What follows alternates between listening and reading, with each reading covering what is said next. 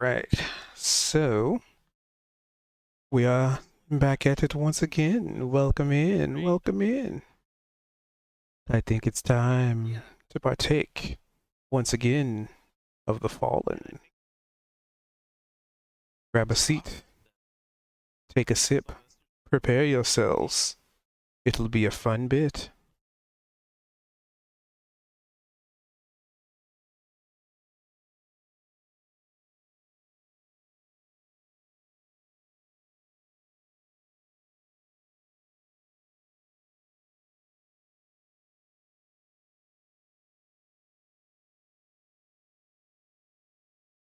So, looks like we had everybody here. Who would like to recap for an inspiration? Because y'all are, really dangerously low on inspiration now. You use it for your training montage.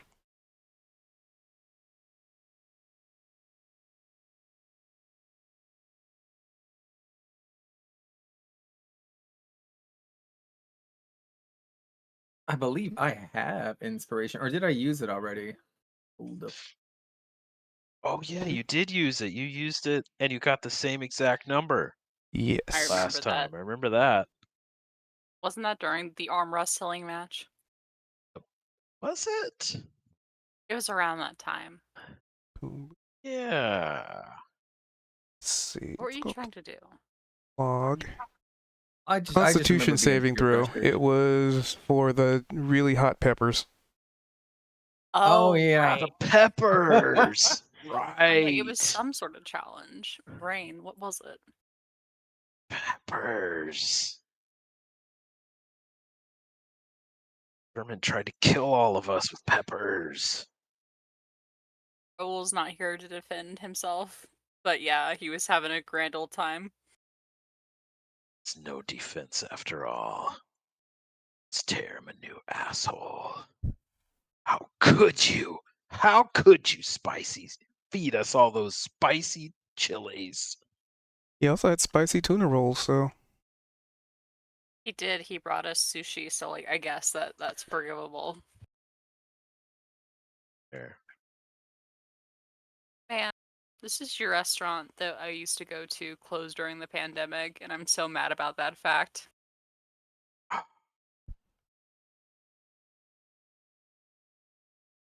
Want right. sushi Well, so bad.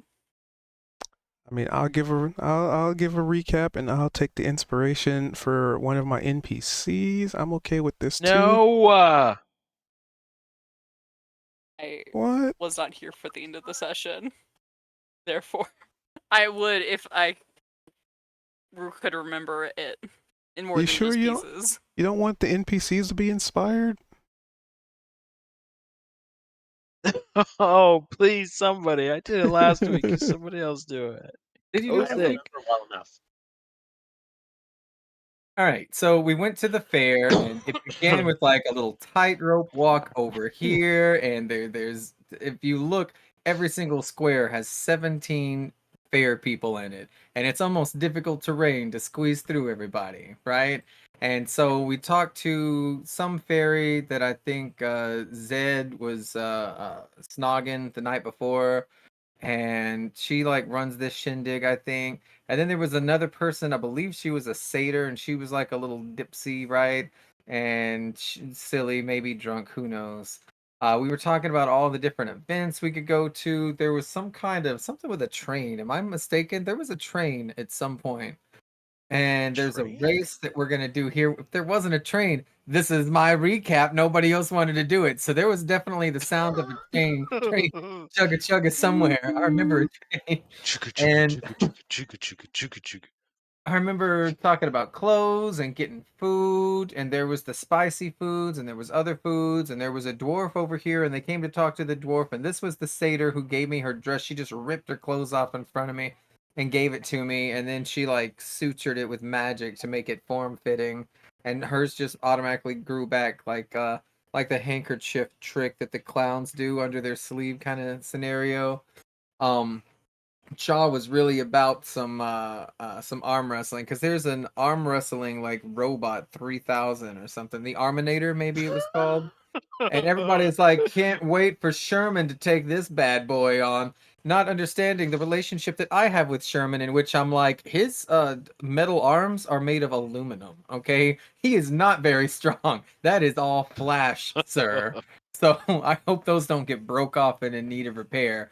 So I decided, even though I'm literally the size of a Barbie doll, that I would arm wrestle. And this is like, hold out your pinky, all right? That's my whole arm and bicep and shoulder. Now grip it with your other hand, and that's what I was up against, all right? And I held my own for exactly one roll, and then after that, it went all downhill. uh, Oh, what else? I remember there being like I remember we had to roll around on the ground. We were crying because we failed those constitution saving throws because of the peppers. And it was just like, I mean, it lasted a long time of us just being miserable and please get us some cream. And we were begging for the goat lady's cream to get in our mouths so we could get this stupid hotness out. And what else did we do? Oh, there was a lot of chatting. I went up to get some cookies or something and missed like 15 minutes or something. But I remember everybody moved up here at that point. We're also doing this race over here, and you can see this is the fairy elf right here who's best friends with Zed. And then there's also, I believe he's a goblin, but he has almost like hooves and he's got like a green six-pack going. And that's him right here. And he was like, step right up. We're gonna have a fucking race and it's rigged as shit. And then everybody was like, oh boy, I'm gonna cast haste on myself. I'm gonna use my wings. I'm gonna use whatever cheating they could do. That's what they were ready for. And I was a I little remember bit that. miffed because I'm like, I'm already tiny. Like, so by my standards, if you are 6 feet tall and you can move 30 feet in 6 seconds, and I am 1 foot tall and I can move 30 feet in 6 seconds, then I believe if you get on my scale, you should be a sixth of your speed, and I should remain exactly the same, right? Just saying. But I do remember everybody getting shrunk, and there's like a little racetrack we're gonna do, and that's kind of where we left off. But there were other things that we were doing too. Why do I remember tomatoes? Did we throw tomatoes at somebody? Maybe I just looked at them and thought about throwing them. Tomatoes. That's what we did for 3 hours? We also talked a lot. Plus, I'm missing some stuff. I got some cotton candy and a hot dog. Right. A hot The dog. hot dog and the That's right. Fish master who was like, "What the fuck are you on?" Yeah, Hoity-toity man. and I wanted some exotic, very fey food. Yeah. Hot dogs, fake food. I love fairs. You ever figure out why the bubbles are floating around everywhere? Was that just an effect, or are we being They come out of the hypnotized? teapot. Okay. At the top of every hour, the tea kettle blows a whistle, and it shoots out about 100 bubbles through the spout. I made that up, but that sounds like something that would happen in the Fae, right? It certainly does. Sure. That's how they keep If track, you because they don't believe in clocks. Yeah. If the you sun put doesn't soap in a set and teapot, rise. would that work? Would it Just to work? boil it up, and then would there just, or Huh. would it just be disgusting? I think and it would fucked just. up? I think it would just foam out, and you'd hear Yeah. as it like hit the burner. It might just turn into some Crust foam. Yeah. itself on the inside of the pot. Well, Good call. Good call. I won't do it. I won't do it. you can always try. So, For science. Rain, yeah, science. And so, Rain, you get your inspiration. And I can switch the scene over. I want to see something. Shaw's gonna look Just at the moving little this. goblin guy and be like, Is that for So, you guys? what, It does. Oh, what nice. made this town decide to not have or to have independence from the Sealy Court in the first place, eh? So who are you talking to? to the goblin guy that was preparing our race. That's right near us. Yeah. Of course. He's so focused right now. He's like he's taking his goggles, and you can hear like the sound of like rubber like slapping on the face as he's just like pulling him forward and just kind of like letting them just snap back to right over his eyes. And he's like in this position, he's just getting ready to go. And if you recall, the last time, when we left off, it was already at the, ready, set, go. And then we ended session. However, there was one thing Gotcha. that you do recall, and I will give this to you, is that very large cat has been sitting on the shelf watching you guys intently and doing the pouncing chitter.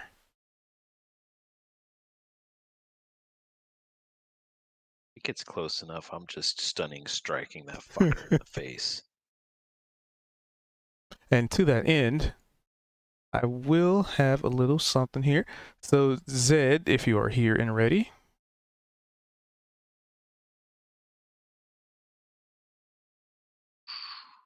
I am not sure he is here and ready. Baron of BRB strikes again. Okay. I'm going to need you, sir, to give me a perception check. All right.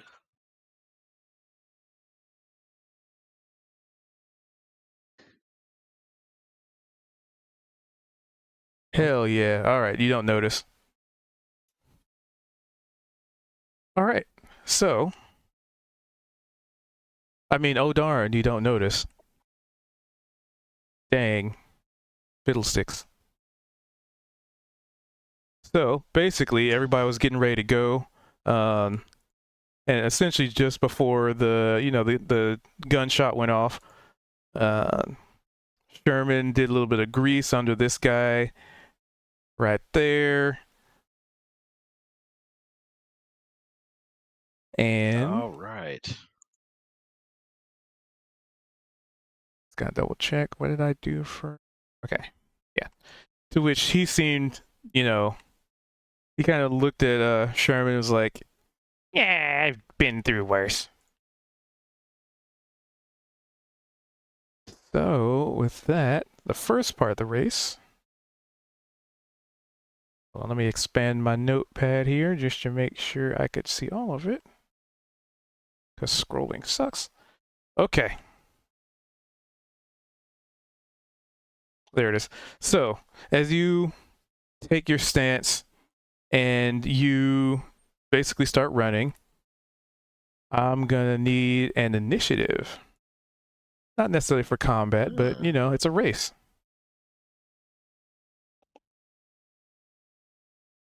But give me a second to bring that up.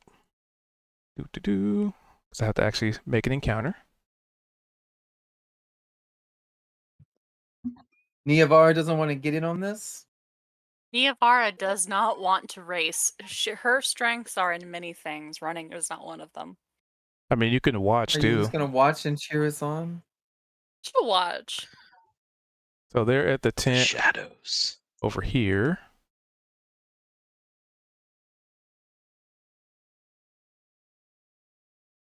There we go. Basically, where Tiffany is that's kind of the little bench that you can sit on and just kind of watch as the races go on.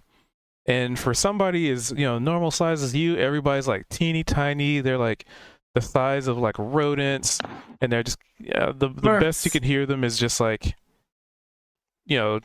chittering, like really squeaky voices.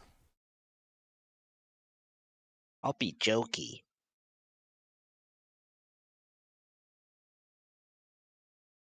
I'll move her over La there. la la la la la la la la la la. All right. And as everybody else's voices become, squeakier, right? And on my level, I'm just gonna look at him and I'm just gonna say, Oh, best of luck to all of y'all. All right, no cheating. I'm going to play a race, all right? Oh my god. Is it too much? I'm sorry. Of course it was too much. It was perfect. Come on, this is D&D. Too much is why All we're right. here. So now No, roll me initiative. that's a case of why I have no idea how people do that. It's no law. Have a good race. Keep Okay. it nice and clean.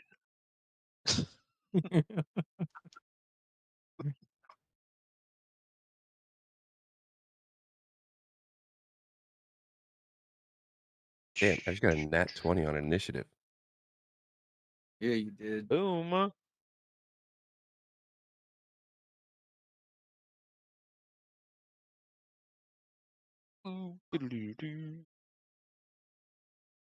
Alrighty. Let's go, you guys! Why is my thing so Whee! laggy? What the hell? Toggle combat. Toggle Because you've gotten combat. smaller, you've become more exuberant.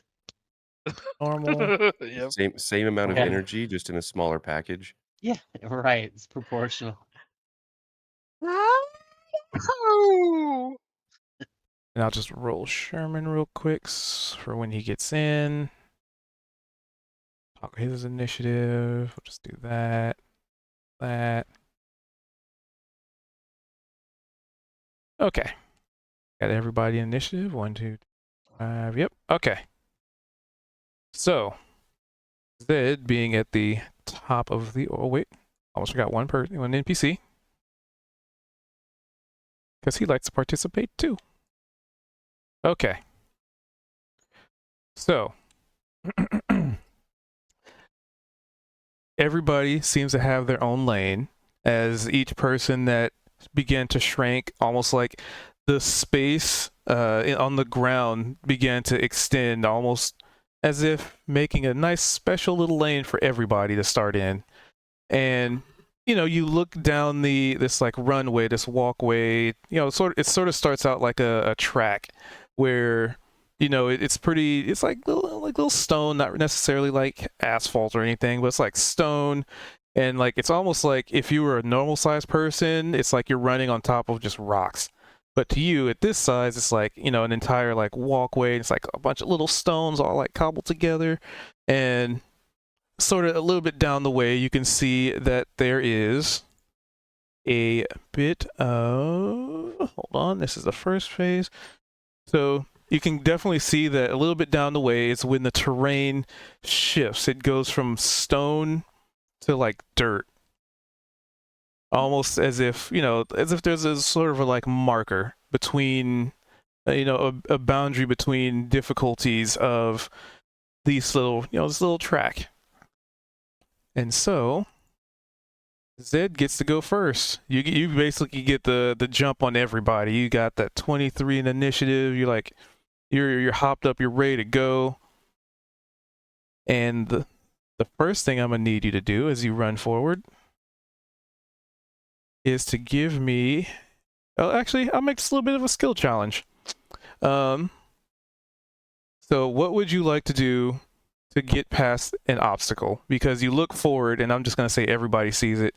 The ground that's dirt looks very, very wet, as if to say very muddy, which you can probably ascertain that it would be pretty difficult terrain, and you might have to do some clever skill checking to get through it without being drastically slowed down. And I'll say it's pretty obvious. It's like there's dirt, soil, and then it's just like you can see like puddles of water and like really like thick mud, and you're just like, all right, this makes sense. So Zed, what skill would you like to use to try and get past this obstacle? I think I'm gonna go with acrobatics, but for detail, the last session, I think when we were all kind of trying to figure out what sort of advantages we might have, wasn't there a caveat that like we can't fly, like our feet have to remain on the ground? Yep, there's no flying. That was definitely one of the rules. But so Wait, can like we jump? jumping or Is there- leaping. Yeah, you could certainly do that. You kind of have to. Okay. I was Yeah. gonna kind of allude to that. It's gonna be very hard to. We're gonna just be shuffling along if we. And as far as is this open? Yeah, it's a Like, pretty open track. are there partitions at all between these lanes, or is it just There are just like thin, like chalk drawn lines on the ground okay? that mark everybody's lane. Think of an actual track you'd run around. You know, there's boundary lines, but doesn't necessarily mean you have to stay within them. Okay. All right. Well, I'm trying to picture what I would do. But yeah, I'm gonna roll acrobatics. Go away, Windows Update. I just roll normal. Yep. All right.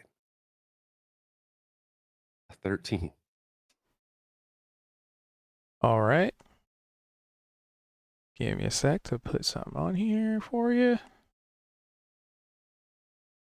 I'll put under the token. All right. So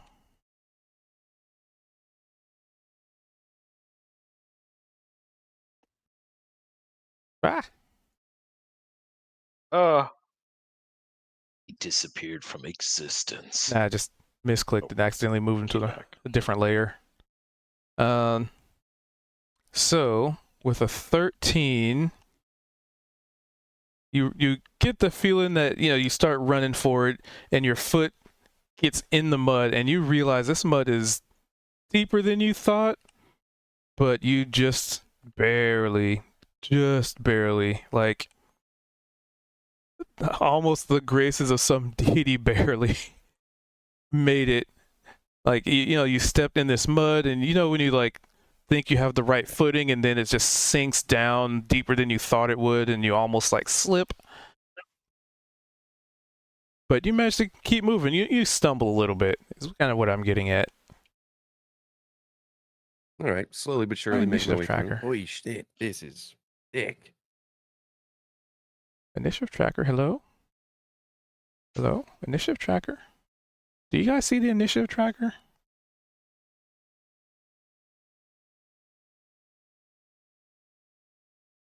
I see it. Yeah. They can see Combat it. They pop it encounter. out. Yeah. They can pop it up by right-clicking it. Okay. Just checking, because, okay, I see what's going on. Okay, well, I'll deal with that later. So, next up in the initiative will be Cha. You saw Zed run forward in this thick, like, brown mud, and, even you kind of saw, like, his foot, you'd think, okay, it's just a tiny little harmless little race and maybe there's just a little bit of mud to make it difficult. No, his like his foot almost just completely disappeared in the mud for a second there, probably giving you some indication that this might be a little trickier than just running forward. So Cha very quickly is gonna say, Don't be a stick in the mud, Zed. and he's gonna cast. He's gonna use a key point to cast Step of the Wind and hurtle over this mud at full speed. So first, All right. I'll use So as a skill check, give me a athletics check with advantage. Ready? Your Step of the Wind. Double my jump distance with Step of the Wind. Okay. Dash the bonus on your turn. Your jump distance doubled. Acrobatics. Boom. 22. Right. So you damn near clear the obstacle completely, and like you go for this running because then you got a head start. You got a good sizable running jump, and granted your strength isn't the best, but you're very good at this. It's almost like you're good at jumping at stuff or something. Good with your feet. And you almost clear the obstacle entirely to the point where you have not to worry about any difficult terrain. And as you do this, you actually sort of get ahead of Zed a little bit because, he's running through the mud, but you just kind of just cleared it almost entirely. And you land and like mud splashes everywhere and in everybody else's lane, and it's almost like a kid stomping in a puddle.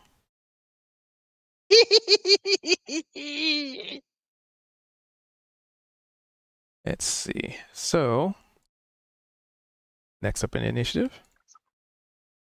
That's 2 successes. All right. Kozik. All right, so I'm huffing and puffing here, trying to keep up, and I see this this mud pit coming up, and I guess the best I can do is use my athletics to kind of do a long jump and see how far I can make it, and then just power through. All right. Let's see what you got. No problem. Ooh, nice. No prob, Rob. It's so Cha, you get the feeling you might have some competition here. Like Zed's like trudging through the mud, and he almost stumbles on him. Stumbles in and in this like puddle of mud, and then you do this long jump, and you're just like, oh, I got this. And then as you land, it's almost like at the same second you see Kozik like land, like almost like a millisecond behind you. He lands next to you. And maybe there's this moment where you two like lock eyes for a second, like, oh, and then like the anime scene where it focuses on your eyes and the screen like narrows and it's just like, shing. Here comes the deep shaft. All right, Oh god. Dobby. Yar. Let's have to roll d20 for him. So Dobby with his Dobby is free. little like avian goggles on, falls right into the Wait a mud. minute. Why does it say Cha? No, it's just because I have your token selected. When I do the roll, it just rolls off whatever token selected. But that's still what it is. And you don't know what happened. He like Dobby just completely disappears under the mud. Like you see him 1 second, and then you hear like, "Mah!" And then you just hear like a sploosh and like a slide, and he's just like covered in mud, and he's like practically like 2/3 his body is buried. It's sad. Or maybe it's part of his plan, right? Like maybe he's just trying to give you guys that boost of confidence. So that's his turn. Poor Dobby. And I don't know if Spicy here yet. Not yet. Let's see. I'll skip just in case it gets in. So Rain. Yes. So, for me, at the very start of this, I would like to use a bonus action. And I'm going to start doing some phase signing language a little bit, right? And it's going to be the Blade song. And basically, you kind of see this aura, and like even my hair kind of like starts standing up from this rush of like power that's coming in. And it's got like a little blue tint to it, right? So it's like Super Saiyan mode, but it's blue, right? Oh, actually, that is a thing. It doesn't matter. I'm still doing it. And I'm gonna be like doing like a little song under my breath, right? And I'm like, as I'm doing this Blade, because it's a Blade song, right? So I'm just like, sunshine, lollipops, and rainbows. Everything that's wonderful is what I feel when we're together. And then all of a sudden, that gives me +10 to my movement speed. It gives me bonus AC. It gives me advantage on all acrobatics checks and Constitution saving throws for a long time. Next 10 rounds. And you said the obstacle is mud, right? Yep. Just a big old like dirt, mud, loose dirt, mud, soil. Okay, I'd like to unequip my willow staff of flowers, and as I get to this thing, I want to magically grow a super bouncy flower with petals, and then rise up above the mud, and then just like do a little twirl over. Because I can grow flowers instantly from any soil. Yep. So what skill check would you like to use for this? It will be with Acrobatics, 'cause advantage. I have advantage. Oh, okay. Boo! Come on, I have +6 and I get to roll twice. Roll a 5 and a 1. Well, at least you didn't have to take the 1. Yeah, that's true. So, you do this, like, you get the little flower to grow, and you got all these boosts, you got the speed, you got the jumping, but where you land was the complication. Which, you thought you cleared this. You thought you had it, but then you just slightly miscalculated, and you kind of catch on the edge of the on the edge of the mud. Like you cleared a good bit of it, but you still got a little bit to go. And you grew the flower and you tried to like land on it, and it just sort of sinks into the mud. You were thinking like, maybe this is like a lily pad I've jumped on before. Those can hold my weight, right? And it just kind of goes. Yeah, well, I mean, even at the reduced, size, I don't think the weight would be the issue. I think maybe I just underestimated how bouncy it would be, right? In my mind, I rise up at the flower, do a diving board off the pedal, and then just like have this very long jump. And instead, I just get a very high jump and then just plummet like, inches away into the mud and go, well, that didn't work. And basically, while you're in the air for that jump, you lock eyes with that cat that's just like staring at you guys, still chirping, because it's on the shelf. I'd say you jumped so high you could have like landed on the shelf up there, but just kind of like equal height kind of thing. And you saw that cat just like flicking his Look, little tail. cats are already bigger than me at normal size, right? Yep. So this is zero fear for me. In fact, Yep. you know what? I stick my tongue out at it as we make eye contact. Meh. And then I descend. All right. Oh, that's a weird token name, huh? All right. So this guy, nobody's really talked to him much or asked his name, but he's just like this old, like bearded dude. He's got okay clothing on. It's very standard, very nonchalant. Just your average everyday guy who just wants to have a good race. But the question is, how good is he? And he is going to... Actually, you know what he's going to do? Is he's going to look at the mud, and he's going to, like, lean down. Like, everybody's, like, running and jumping and stuff, and this dude, like, stops at the edge of it, looks down, like, sticks a finger in it, like swirls, like, the mud around a little bit, even maybe, like, sticks his tongue out and tastes it, and then sticks his finger in the air. And he is going to use... Roll that. Dang it, I have other people's tokens selected. I hate that. That's okay, it's a raw roll. Okay. And he starts trudging through the mud, but it looks like he's doing so tactically. Almost like he's surveyed the scene and just kind of taking steps with very, very much intent. Which makes him move slowly, but he's not like sinking in. He's just sort of like stepping cautiously.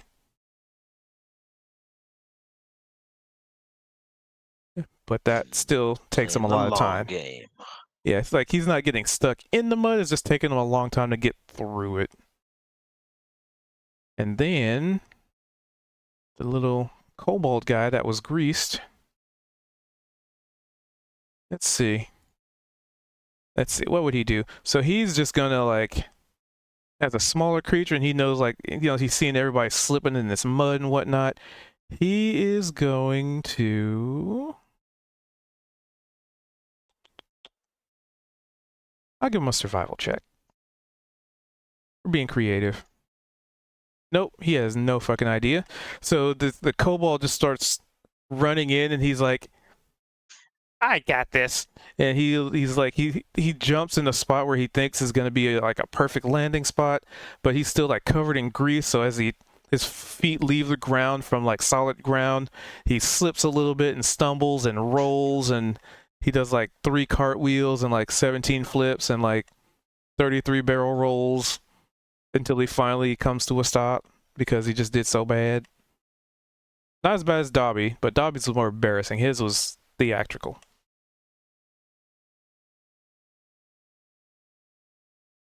Okay. And Spicy's not here, so I'm just gonna be like, oh yeah, Gorilla's doing stuff, I guess. What? There we go. The top of the order. I'll just do a raw roll for him.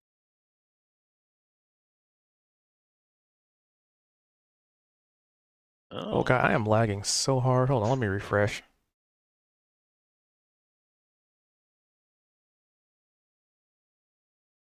Why? Refresh that. But go for it, Zit, while I hope this doesn't suck.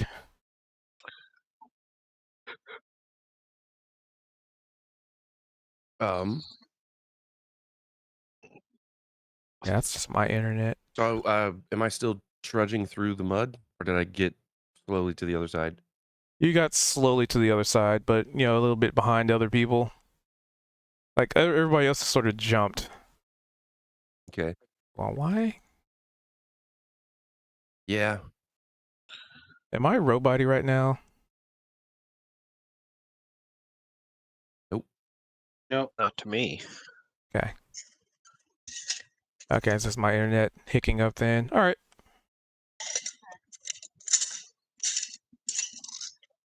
So is it Holy back to shit, that's loud. normal track now? What's the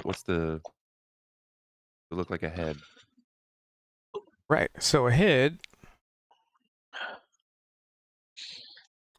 you would be getting to. So ahead of you is like this, what looks like just a wall in front of you. It looks like there's like a wall with a door, you know, and a pretty obvious handle on it.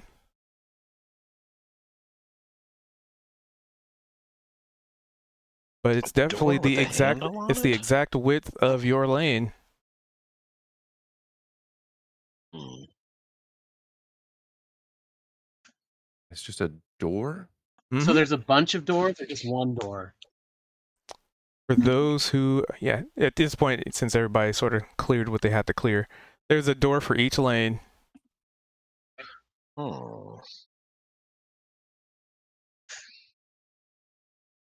Hmm. How far away is it, roughly?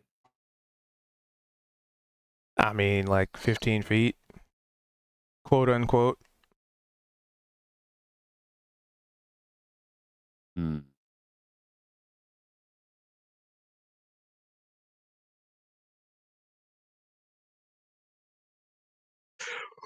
So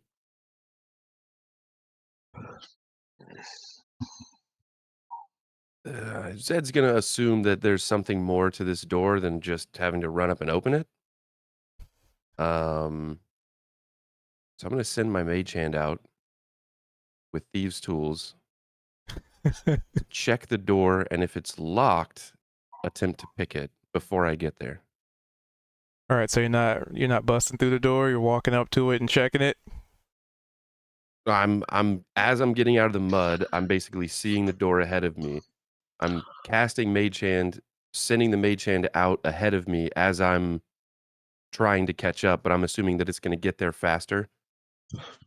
So, in an attempt to just see if the door is already open, if it is open, the mage hand would just open the door and I would run through. Yeah, it's If it's definitely not open, unlocked. then it would start picking. It's unlocked. All right, then the Mhm. mage hand's just going to open the door as Zed tries to run through, and as a bonus action, I'm going to cast Cunning Action to give me dash for double movement speed, or double movement in general. All right. So, it wasn't really a skill check involved in that one. You open a door. And on the other side of this door is, you know, the track continues. You see everybody's track still there, right? But on the other side of the door, you see that there are actual physical obstacles now. There's like crates stacked on top of each other. There's like barrels that have been knocked over. Like you kind of get the feeling you probably have to do some like vaulting over and like dodging in between. Like, you know, remember when you guys are chasing people through the streets and knocking over cabbages. It's sort of like that, just like a kerfuffle of objects you have to somehow navigate over, through, under, around, wish out of existence, however you choose to get around it. Feywild's Ninja Warrior type. Someone's catching on. So is that with double my movement, would I be able to at least get there or start some of these obstacles? Yeah, I mean, at this point, you're effectively the fastest person, aside from, I think, Spicy's character who cast a spell, but Spicy's not here right now, so... All right. Pretty much tell me what skill you want to use, and then we'll roll it, and we'll see, because you gotta get the feeling that these kind of things are gonna get harder and harder depending on how many obstacles there are in this course. Yeah, I'm gonna do acrobatics again for sure. Do do ba do do do. For 16. Let me unselect so I don't accidentally roll somebody else. All right, 16. I can tell you're sick, Cha. I hear you're inhaling and exhaling. The ASMR is here. Oh. Whoops. ASMR. No. So you start clearing some of the objects, and you jump over some barrels. You jump through a hoop or two. You're probably used to dodging and weaving, except there's maybe some like not really caltrops, but like ball bearings hidden behind some barrels. To which I need you to give me a perception check to see if you notice them in time. All right. A 12. Just in time. So, you're dodging and weaving, you're jumping and scooting, and as you land on the other side of some barrels, it's like ball bearings. He's like, oh, and I don't know. I don't know. How have you described what it's like? How are you doing these acrobatics? What are you doing? Yeah. You tell me what you're doing. You got 16, so you pass. And with the 12, you pass. Like, how are you doing this? Tell me. Okay. It's gonna. I mean, it'll be parkourish, I guess. But for whatever reason, for Zed, it just kind of seems like he's very comfortable. It reminds him of being on the deck of a ship and swinging around on a rope to get around the mast, or jumping over a water barrel that's sitting on the deck, or tiptoeing across the railing to get from one side of the ship to the other. Just it's all just very reminiscent of things that he's done in the past. And as soon as he's getting a bit of an air of confidence, and he's kind of got a smirk on his face. Oh my God. As he sees this small kind of like trap door unhinge, and just hundreds of ball barrels come out. And it's right at the last second, he looks up and he sees that there's a kind of a handhold, um, a bit higher up on one of these obstacles, just off on the side of Why it. can I And not? so he's gonna jump up and he's gonna grab that and attempt to kind of swing over this channel, I guess, of ball bearings that's kind of cascading toward him, and just on his tippy toes, barely land on the other side, clearing the mess on the floor. He'll kind of sigh, and he'll God, my shake his camera head a little controls are bit, and, broken. just mentally remind himself not to get too cocky. All right.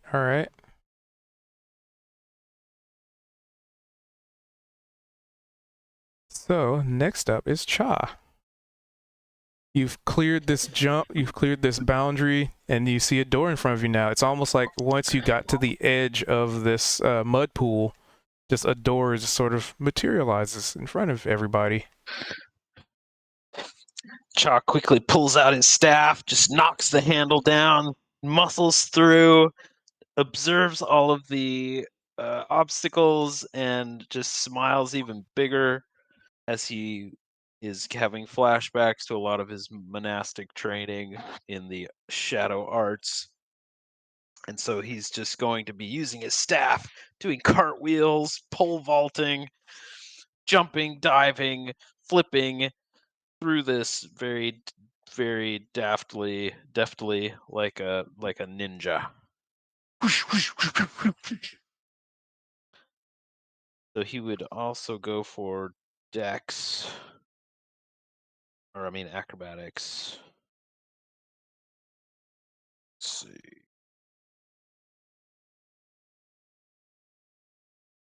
Okay, that's a 19. And does he do the perception check as well to see if he notices ball bearings? So yours. First one was ball bearings. The second one is caltrops. Ooh, So okay. you look over and you sort of kind of can see it's like this wall between everybody, just so for the purpose of like barrels being, placed. And it's like this sort of like maybe waist high wall. And you can see Zed like jumping over something and like daftly avoiding something. And you look over and then you see that there are these like caltrops. I mean, you still have to do a perception check, but Okay. I think Spicy fell asleep on us. Oh, no, there he is. 10. Oof. You So miss it. you step on caltrops. They hurt like hell, but it's one of those things where it's not like they're not the kind of caltrops that, if you step on them, you'll start bleeding per se. They're more like Legos. Like some kid just took a whole box of Legos and just threw them on the floor back here. Ow, ow, ow, ow, ow.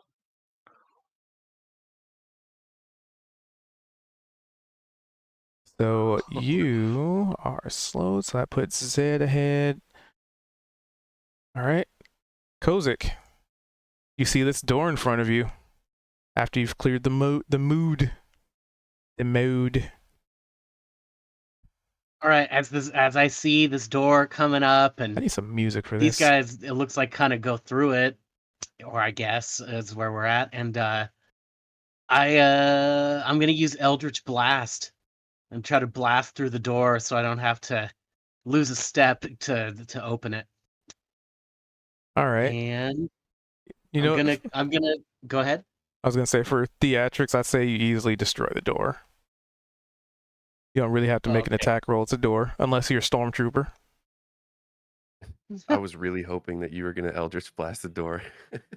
No, I'm saying like he And is. me- He can. He doesn't need to make an attack roll or damage. It's just Oh he can no, just no, blast it. I just Oh, okay, love that well- that's what he decided to do. I am gonna do. I'll put it there in the thing anyway. Pew. And maybe that magic cat, if he's watching me, will see like a little image of maybe like a black diamond or something appear kind of around my hands as two like neon fuchsia colored blasts. Pew pew out of my hands there and explode the door. And I huff through, huffa huffa huffa.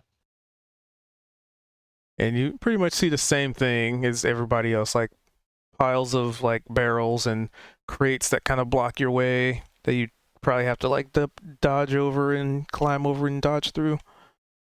And you could use any skill or any skill or just raw stat if you want. Like I had, for example, I had the other guy in the race. I had him do like an intelligence check to see, to study to like study the land and be like, oh, if I step here. So just so you guys know, you're not limited to just like acrobatics if you want to do something else. Be creative with it. But continue. Okay, well, still, I guess I'm gonna. I mean, if that's the case, I'm gonna use my insight to take a quick look around and be like, well, I'm a dwarf, so I can pretty much barrel through everything. But is there anything that's gonna trip me up or anything like that? If I'm gonna fall down and break my ankle? Nah. Oh, with the 12 insight, yeah, you're not sure. I mean, there's a lot of Okay, things that you can trip over in here. I mean, the barrels are kind of, as big as you are. Hmm. Okay, well, I'll make my way through them as much as I can.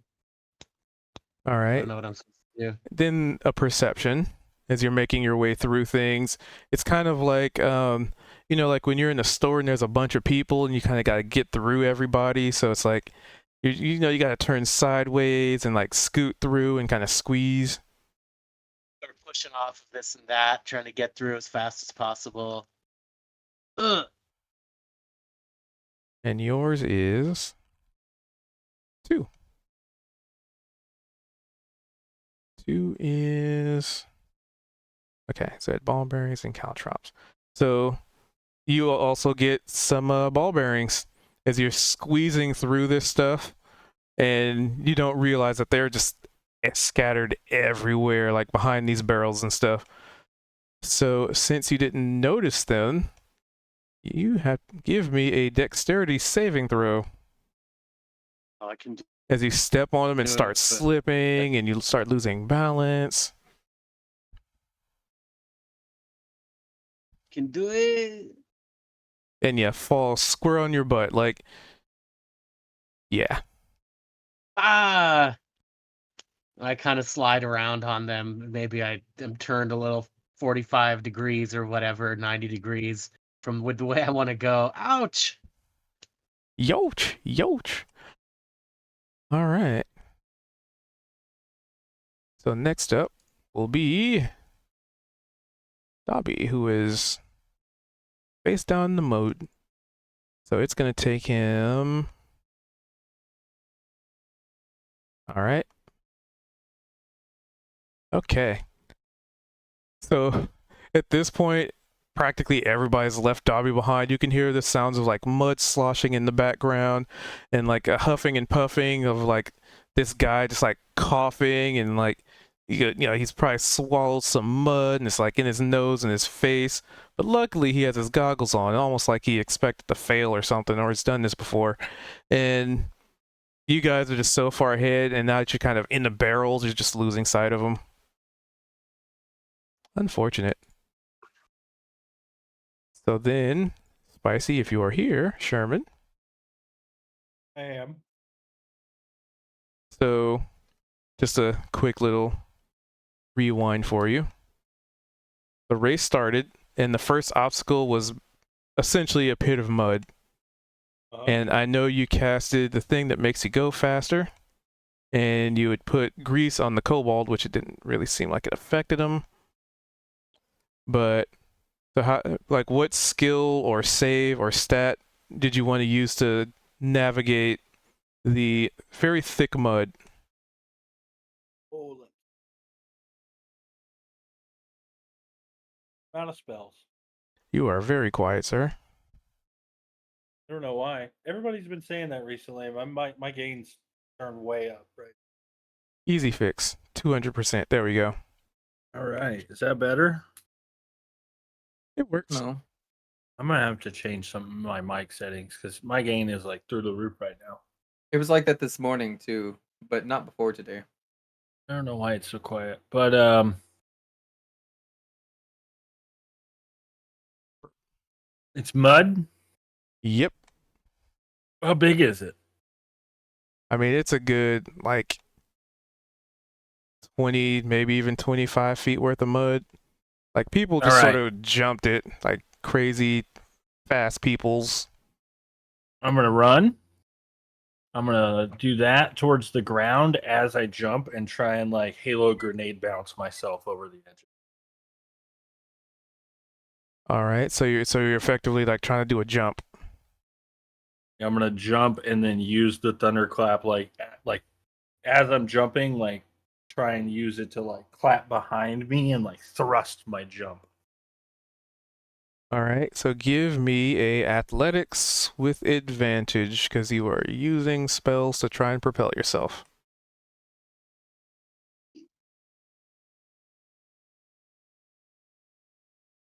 All right, so you cleared it with relative ease. All right. Easy peasy. Heck yeah. Like normally you probably wouldn't be able to jump like 25 feet, but you know. The Little thrust. Right. And also, Good. since this is the first time you ever cast Thunderclap, was there any other embellishing you want to do of the spell? Oh, yeah. Gorilla slaps hands together, definitely, right? But I want it to reverberate backwards through my metallic arms and like almost cause the plates to pop out a little bit. And then you see like a little bit of like steam come out of them.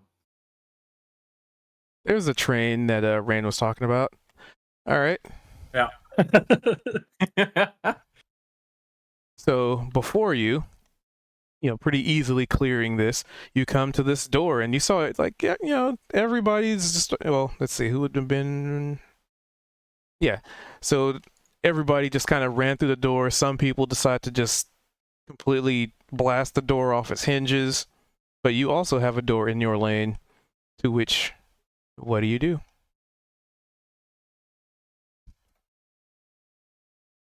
Alternative routes. And I use that perception and I intelligence and like mathematically calculate path of least resistance. Through the door?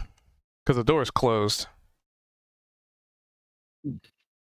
There's no other paths, lanes. I have to go through this door. Yep, because everybody has their own lane, and the door is the exact width of everybody's lane.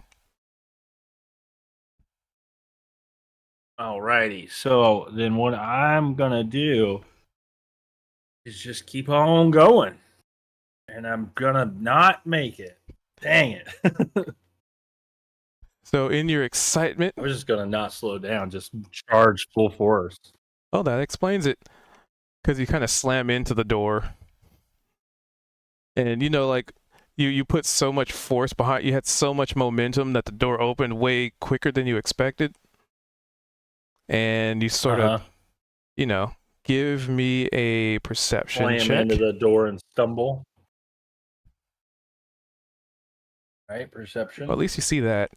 So you stumble through the door, and on the other side you see like all these barrels and stuff, and your momentum just kind of sent you reeling into a bunch of them, but it's because you sort of bumped into some of these barrels that you kind of, you know, did the oof. And on the other side you saw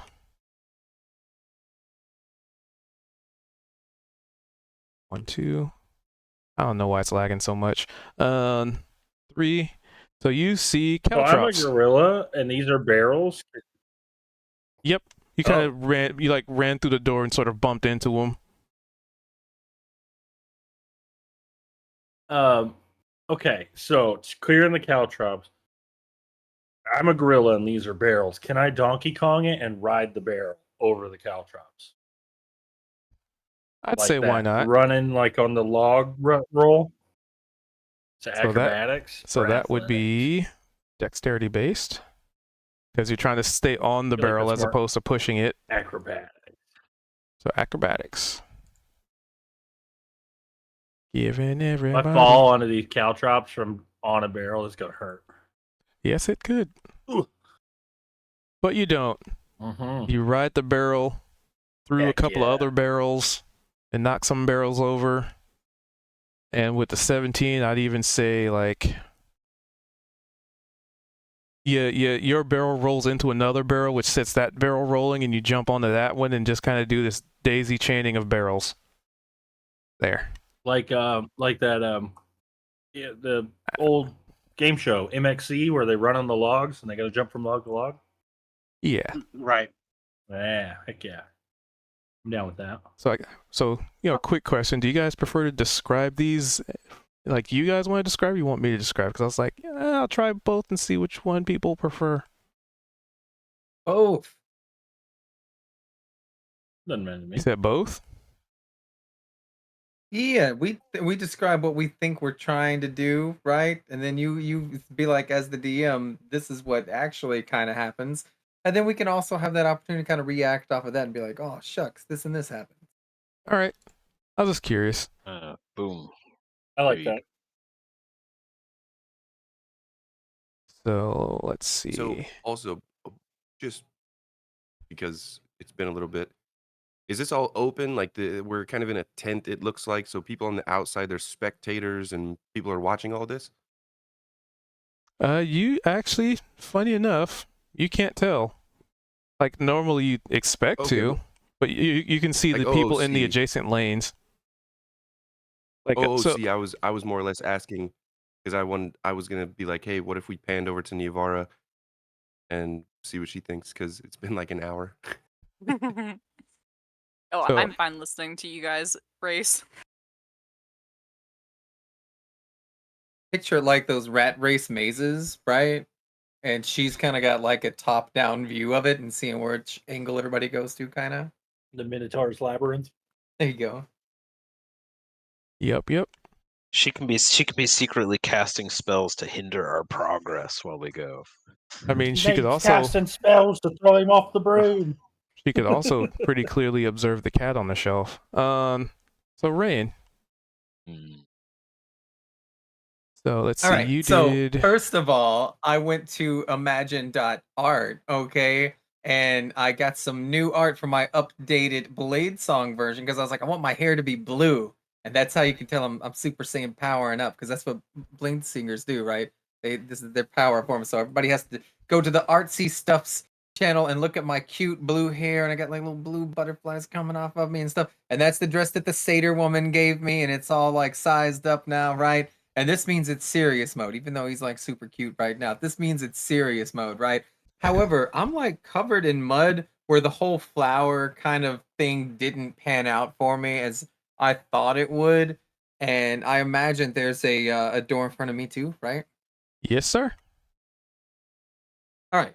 So as I open this door, and I kind of feel like I'm used to being really, really fast and dexterous and agile, but I'm also used to effortlessly flying. I can fly for as long as people can just stand up or walk, or probably even longer. Like I could probably sleep flying at this point. You know what I mean? Like, and so to disable myself because I have merit. I'm not gonna fly. I'm not gonna cheat. But the idea of like, oh, I can't be at 100% because I am I'm not used to just going on legs. I feel like I'm kind of last place right now. And so, since I'm already behind, speed is not going to cut it. When I open this door, I want to investigate all the obstacles before me and try to like do a Sherlock Holmes where like the camera spins around my head and I've got that pretty blue hair glowing, right? And then I'm trying to like you can see like equations and numbers, right? As I'm like calculating and I'm like, okay, so if I go here and I do a flip here, and then I can avoid this thing here. And I'm like trying to figure out what the best route going forward what would be the most optimal for me. All right. Let's see what the dice have to say. Are you Yeah. casting any spells to like give yourself a bit of a boost? I don't think I need it. I think I'm just that brainy. Let me look. It's big brain time. I don't really think I don't really have anything that would really help me, I don't think. I do have Misty Step, like I could just teleport 30 feet away from any point that I see, but that feels like cheating. So I just want to use my big brain investigation if that's okay. All right. Oh, I've got +8. You also have an inspiration. I'm gonna use my inspiration. Do you? I thought you Yeah. used it. Oh wait, no, you just got one. I got one Oh, that's today. right. 24. Here we go. All right. So you kick in the door, and you kind of start investigating, and you get distracted for a moment. You hear the other people.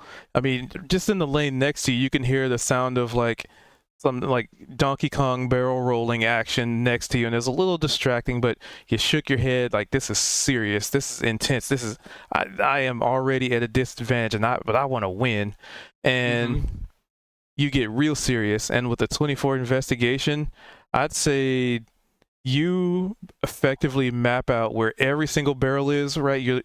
It's almost like the camera does a top-down view, and it draws like this line from point A to point B to point C, and you almost like set waypoints.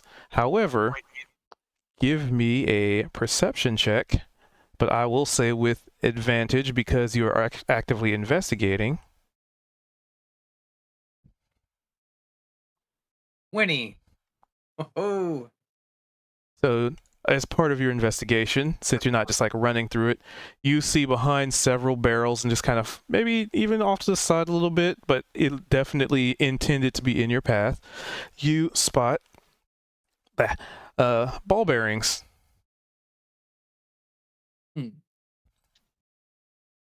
But you know how to get through them. So if you decide to start running through it, you will have, it won't catch you off guard. Not even say you have advantage because you know exactly where they all are. So it's like, you know where the Legos are, so you know not to step on them.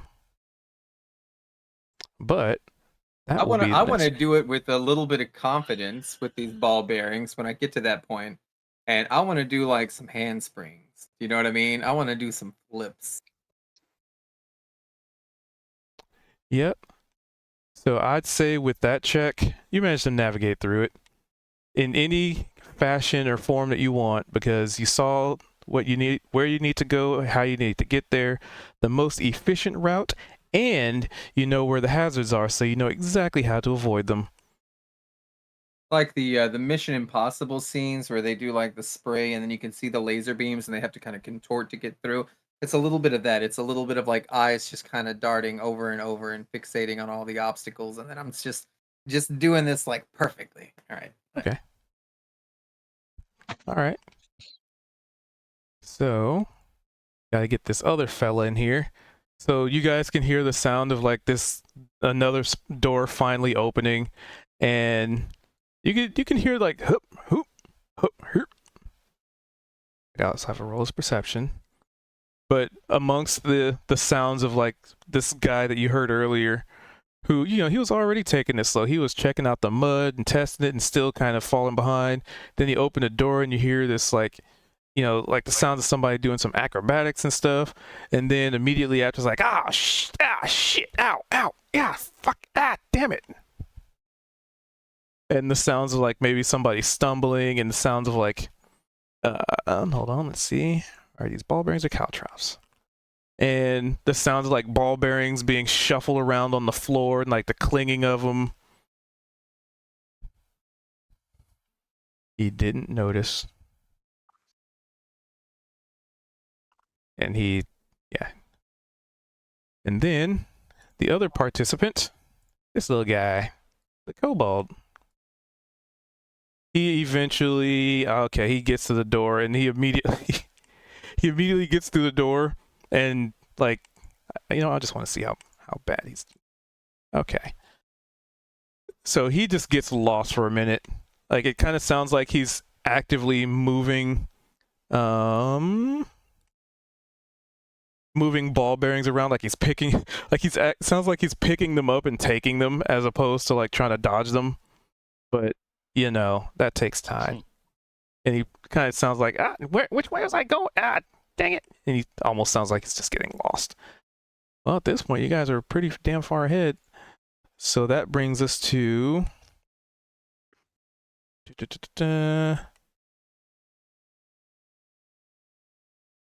let's see, 1. So you guys did that obstacle.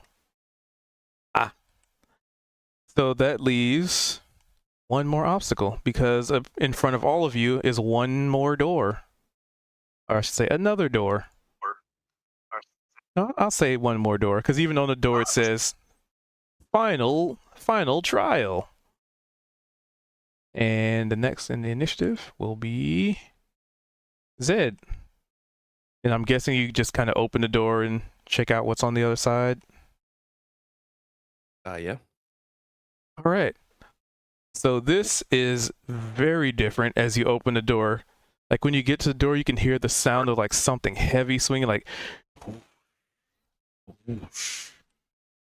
and you open the door and you see, these giant blades in the form, would look like they have the texture of like cotton candy, but as a seasoned adventurer, like if these were like actual dungeons, then they'd be like blade traps, and they're just like dangling from the ceiling and swinging, But you can see the blades and like where it would be like a deadly blade in metal is just made of cotton candy. But they're all swinging in different intervals. And you know, because you can see on the other side of all these, there's a little stripe like candy cane colored tape on the other side. You see the finish line.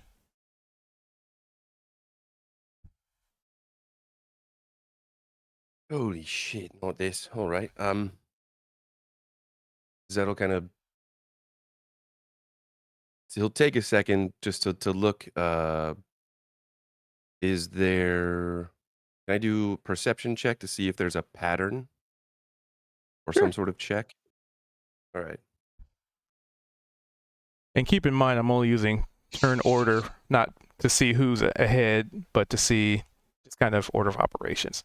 So a 20. Yeah, they definitely have. There's definitely like maybe a millisecond in between. You know, if you were to run straight through, you could, but you get the feeling that it's much safer. You know, you don't really know if these things do damage or slice you in half, but you feel confident that you get used to the rhythm, because they're definitely intended to be, you know, not aligned perfectly. Because if they were, then, you know, what kind of a challenge would that be?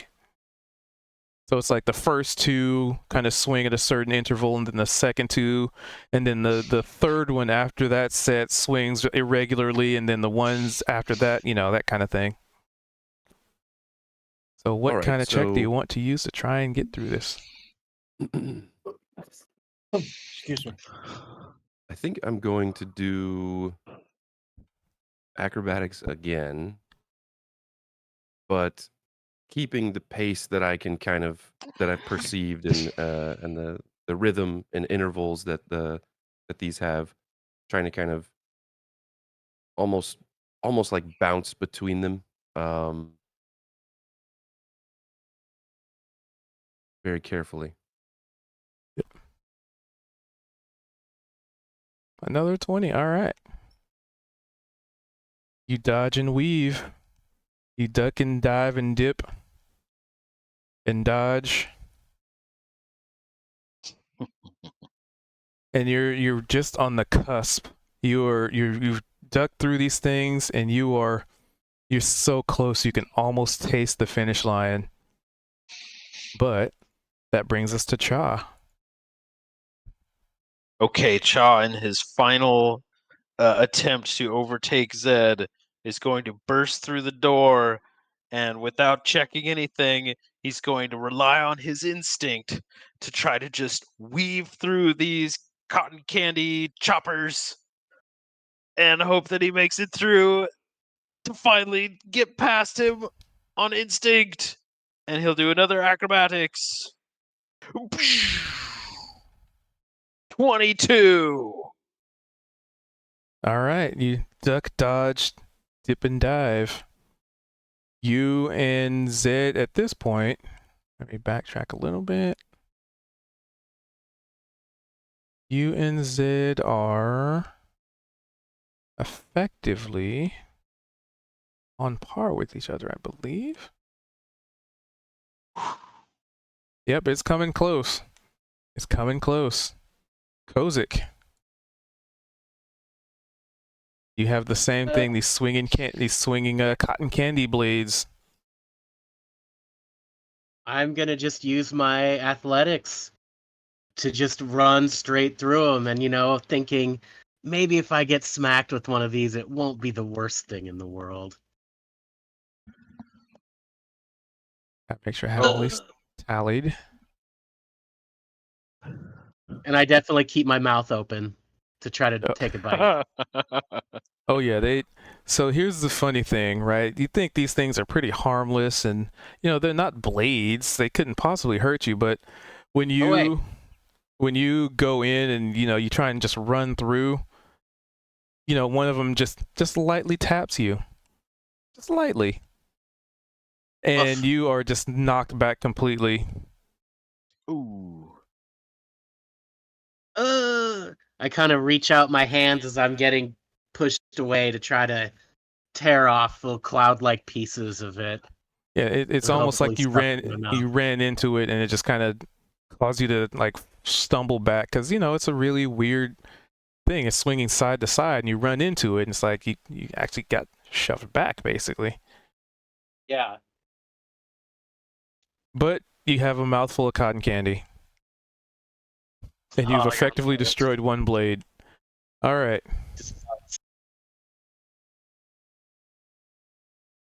Dobby at this point, is he even gonna... Oh, he's having a bad time. Oh, he's having the worst time.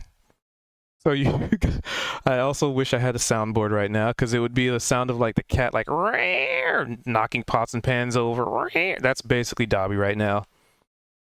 You hear barrels getting knocked over, ball bearings going like falling on. You know what? He's rolled so bad. I'd say he gave himself a challenge and he added ball bearings and caltrops to his own arena. And he is paying the price right now because you can hear like him stepping on Legos. He's like, damn, oh. Crash, crash, crash. Well, I'm pretty sure he's not going to win this one. Not that he was trying to win anyway. Because he is the facilitator. He just wanted to be a part of it. All right. Sherman. All right. What do I come up on next? Cotton candy swinging blades. And Zed and Cha are real close.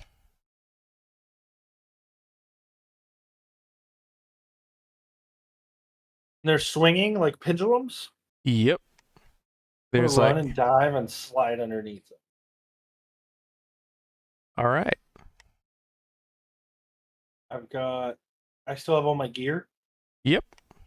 I'm gonna Yes, set my sir. shield down like a skateboard or a sled. Slide under. All right, let's see what you got. All right, what would that be? Just a D20? Well, it sounds like if you're sliding on your shield trying to dodge them, that sounds like acrobatics. All right. Go for it. All right, yeah. You lower your shield and everybody can hear the almost ear-piercing sounds of metal on stone just Scratching and grinding and like that. And it's almost, kind of like the Matrix, right? You're laying on your back maybe. And this is, mind you, all right, backtrack. So mind you, you jumped on barrels, you rolled them all the way to the door, and you busted through the door, like leaving a barrel behind, and then jumped off of it, threw your shield down midair, and just started sliding like what's this thing when you slide down? We don't have snow here, so I can't remember what it's called. A kebab? A Toboggan. A sled? Toboggan. Toboggan was the hat that you wore. That is also a thing. Yes, you were correct. Isn't that a balaclava? That is also a thing. Correct. It's a toque. The toboggan's like a beanie with the little ball on the top of it that Fool of goes a over your toque. head. And a balaclava is the ski mask that goes all the way over with that. Yeah, and you're just totally sliding under these blades. All right, so y'all are coming pretty close. I imagine then- you know what a creeper in a mechanic's garage is? Thing they lay on that rolls them under Yeah, vehicles. Imagine doing something like that, like running, jumping, and like putting it on my back and just skidding around on the floor like it's on wheels. Yep. You guys are, you've been doing pretty good. Rain. Mm-hmm. You come to this door, and I'm guessing you open it, right? Like, you've carefully navigated your way through here faster than anybody would have expected you to. So you weren't really impeded at all. And you get to this door and open it, and on the other side of these swinging pendulum cotton candies. Can I? How far on my scale do these things swing? And is there a clear like exit like from the other side? So like where you are, think of it like you're in a hallway and there's just a bunch of these swinging pendulums. So Like I'm trying to avoid them. yeah, like you have to like maybe time your way through or figure out how to duck under them or around them or I saw this episode stop of them. Steven Universe. Okay. Familiar. Hmm. um, And there's like How the far away finish is the line on the other king? side. how far away is the finish line? It is 20 feet. Can I misty step to the finish line? You could. should say the Would you whole like time to? you weren't gonna cheat. I wondered if that would happen. That's so funny. Is it cheating? The DM, you got to tell me. Is it cheating? They said no flying. Did they say Yeah. no magic? No, they didn't say no Inside magic. check on yourself. They said no flying, and I don't think they said no teleporting. You know what? Let's see. I don't think they did. If they did, I wouldn't do it. Nope, they didn't say it. If I'd it like was to a misty 10 or step to the finish line. if it were a 10 or higher, then they would have said no teleporting.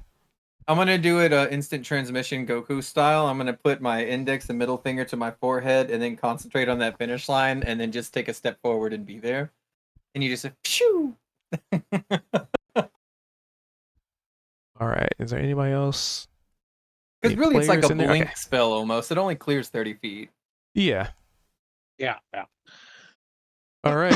So everybody else who was like, you got Zed right on the finish line, your hands outstretched, and you're ready to just like grab that ribbon. Cha, you did some sick flips, and you're also kind of reaching out in slow motion, like, oh, I'm gonna win. And Kozik, you're a little bit behind, and you're just kind of seeing all this happening. Dobby's still tripping over. I'm just gonna say Dobby's just still tripping over like Legos in the other room. Sherman, like you were right on the edge, like you're tobogganing under all these things, these blades, and like you're just about to like get up. You know, you're a gorilla. Do you have gorilla feet too, like the hands for feet kind of thing? Yeah. So instead of like getting up off it, you're just like reaching your feet up, like hands, like trying to getting ready to grab the ribbon, and in the blink of an eye, just out of nowhere, you see Rain just like maybe he was so fast you don't even know. He must have been supersonic speed, and he clears that rope and the ribbon rips off. What's up? Yeah, what? I want to do like millimeters away from this finish line and then pause right there and then just let everybody else cross. I just want to prove to myself that I could have if push came to shove. All right. So what I'm going to have everybody else do, since you're all basic, well, except for Kozik. Kozik actually fell behind a little bit. So Zed, Cha, and let's see. Yeah, you cleared that, but you didn't get tripped up by that. Okay. So yeah, Zed, Cha, and not Rain, because he's kind of foregoing that. And Sherman, just roll me a raw D20, and whoever has the highest number gets the ribbon. All right, here we go. Oh, is it? Oh, let's see if you can beat a 17. This is. If you got it. Ready, go! Oh, oh well. All right, and Zed, in that moment, maybe even you use a little bit of Mage Hand to get that extra millimeter of movement. But you grab the ribbon, and there's like this horn that goes like burr, burr, burr, burr, burr. And there's all the swinging pendulums, the pendulum blades just sort of stop swinging, and there's a door that appears basically in front of everybody, like 10 feet away, and it just says exit. I gotta get the Chaw's prize. gonna take one last look at the cat and see if he can spot where it is. Has it been stalking us? Is it in the corner still? What is its position? So you look up where that cat was, and there is currently a little amethyst dragon flying in front of it aggressively. Oh, hey. You realize it's not Good your work, size, little buddy. but it is keeping the cat's attention. Aw, Mm-mm. cute. It's Cha gonna looks eat the over at dragon. Zed and points at the dragon messing with the cat. I think your lessons are working on the little dragon, Zed. Zed'll have a smile on his face at first, and as he notices it, but then you just kind of see the smile slightly wash away, and his brows will kind of furl, and he'll just have a bit of a look of concern. I mean, he's very overprotective of this little dragon now. So, hey, well, come on, don't get yourself into trouble now. Come on. It doesn't seem like it hears you. It almost seems like it's miles away, but these two titans, these two giants, are just kind of staring at each other intently. It looks like a real dragon size, doesn't it? Right. From your guys' perspective, yeah. All right, but so you guys all go to the exit as a winner has been declared. Through it. So you do so, and you kind of appear on the other side of this wall, as it were, and everything just kind of, you blink and everything just seems like it's back to a normal size. Let me update your tokens back to normal. And outside you see Tiffany just kind of looking in, and you realize that there's like, at least on this side, it's like a two-way windows, and if you step outside to where they are, it's a one-way window. They were able to see in, but you weren't able to see out. Oh, good. Our concentration. So feel free to RP as I update your tokens to the proper size. Oh, whoa. I want to go up to Dobby. Feel free to Use RP with anybody prestidigitation. else while I'm updating your tokens real I quick. feel like I use prestidigitation to clean the sponge sugar off my beard and my neck and stuff. Appearance. I gotta And set then this back to 1. I don't know. I also use it to make a little 1. exclamation Update. point snap into existence above my head, and then it fades away. If I see this, I Appearance. want to run to you and be like, "Hey, can you get me next?" And then I'm gonna do I'm gonna hold my hands out, and I guess this means a minute's been up, right? And the hair just returns to being black, right? And no more Super Saiyan mode, but I still got mud Maybe all a over hotkey this for dress this. that the satyr gave Oh. me. Here you are, good sir. Let's put this right. Pling. Updating token. Then I I do a little cast spin, feeling squeaky clean, and I give the peace sign. Appearance. Zed, you better go get your dragon. 1. Oh, we need to help it. Appearance. Yeah, I 1. think Zed'll be kind of concerned about the dragon. I He'll think that's walk over everybody. and 1, 2, 3, scoop him up, 5, and 6. She's always small. he'll, if the there cat's he is. still staying there, he'll just kind of give a scowl look at the cat. Say, bugger off. Okay, I think I got everybody. Oh, wait. Oh, incredible. I think I'm a little bit bigger than I used to be now. Okay. Yeah, me too. It feels weird, doesn't it? Oh, Rain, you're huge. I feel like I'm 13 and a half now. Oh, I feel so heavy. Ugh. All right, Sherman. So you want to talk to Dobby? Sorry, I have to go do. through everybody's token and update them to the right size. I want to talk to Dobby. Congratulations, Zed. Well done. And Cha gives you it works on your awesome epic handshake together. Can we get Alright. rid of it? Race, everybody. So yeah, so you go over to Dobby.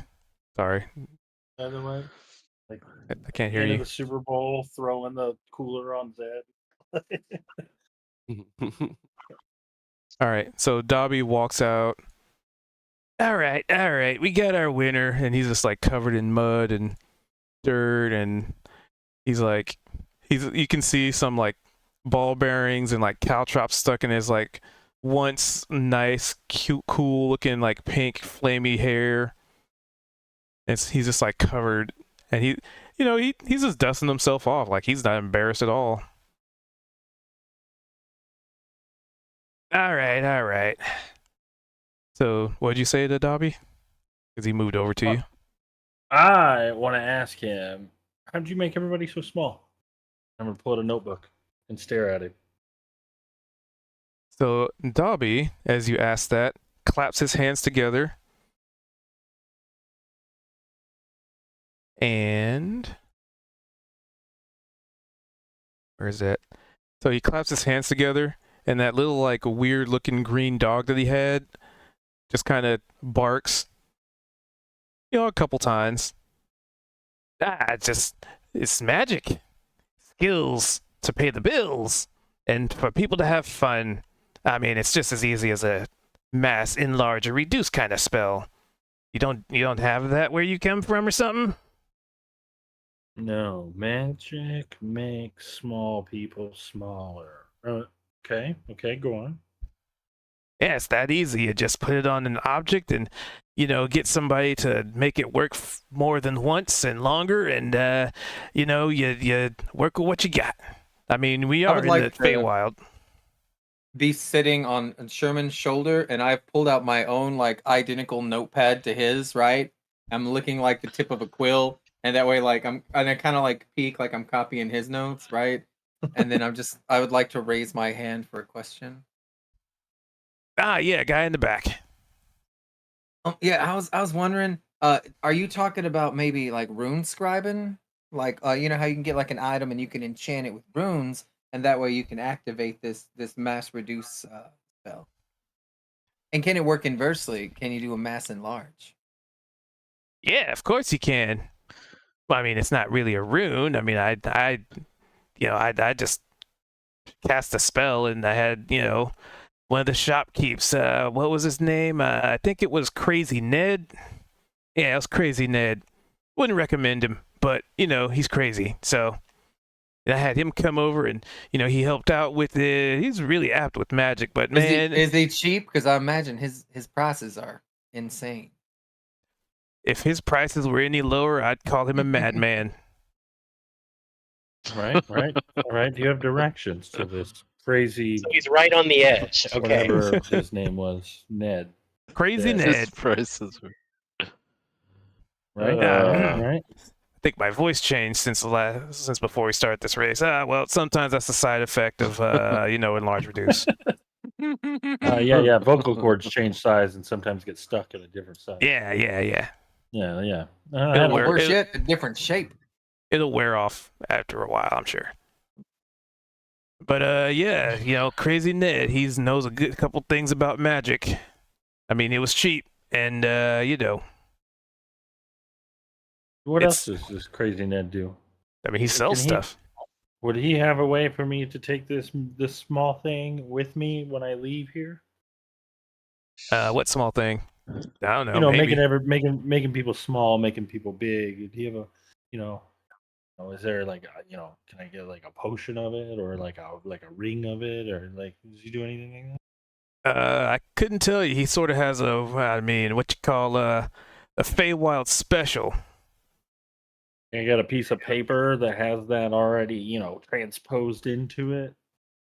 I mean, who knows what that man has? He just collects random things, and sometimes you get a fork that cuts butter automatically, and sometimes you get a knife that cuts armor like a fork that cuts butter.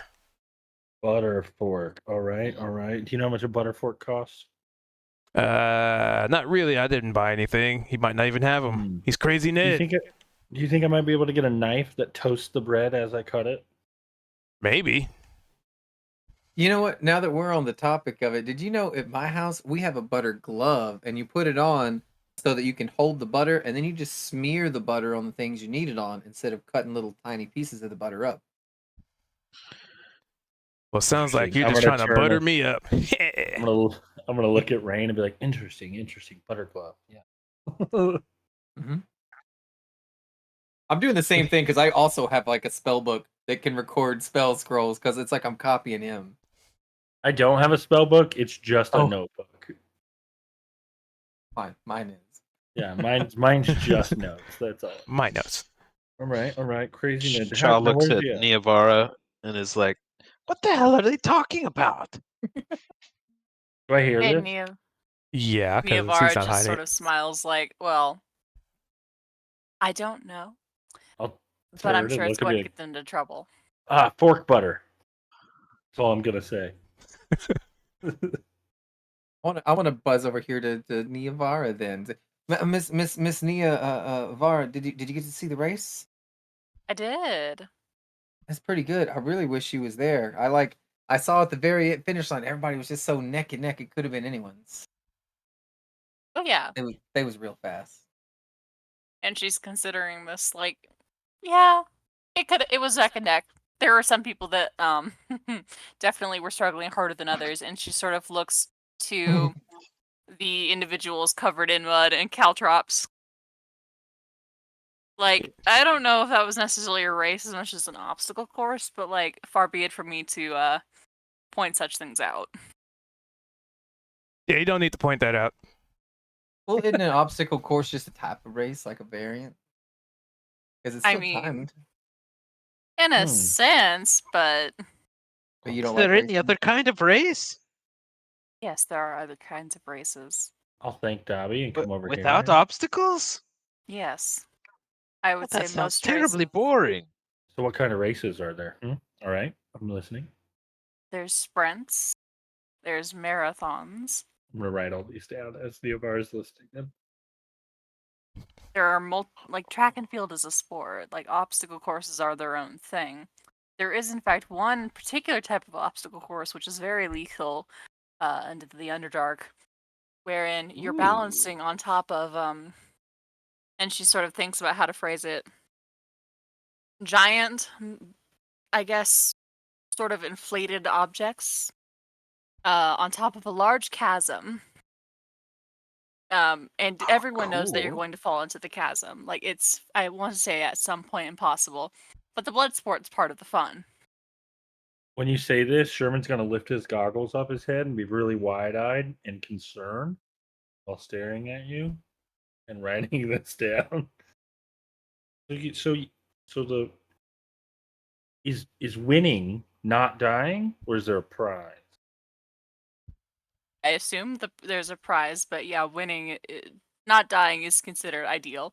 Like you can fall and still survive. Prize, don't be dead. Okay. Hey, that sounds fun. Let's go do it sometime. You know, I was never the most athletic child. Oh, Cha. Can we fall to our deaths? Let's have fun with it. Yay! We're gonna die. What was it We called? kind of had our fun. She said You that most think- people don't die. You think there's I a game didn't that you might be good at here? What kind of stuff are you good at? Niavara considers the question. She's like, didn't really I play could games growing up. Close the combat in combat. I bet there's like I knife Play- throwing or something. I feel like you'd be really good at that. You play mind games with us? Oh, what's That- a mind game? Impersonation, deception, lying, deceit. What if there's a costume contest? Yeah, Could you do maybe if that? there's a game like that, that would be cool. Oh, if there's a costume contest, I'd win hands down. Or like I a would fashion show? impersonate A any That's a cos- good A idea. cosplay in D&D. We should find out if there's a costume contest. We could both do it. Can we point to Fairy Girl, right? Yes. Man, do you know if there's anything like that? We're trying to. We want our friend Niavar here to win some kind of medal or a trophy or something. Oh, I am fine. I do not need a trophy or a thing. I mean, like, you can like dress up and stuff, and we could probably have an ad lib like costume contest. Like that sounds totally cool. Oh, totally. What all events did Totally. you have planned? Well, hold on, bringing up my notes, and I have a list to go down. Cool. So like there's and she points over to the one of the tents over there, and you can see that there's this like sort of arena, like little empty arena kind of thing. Like it's just like a wrestling like a wrestling ring kind of thing, and it's got the ropes on it and the padding and stuff, and she says like over there, that's where we kind of have the whack-a-mole game, and like over there, yeah, whack-a-mole.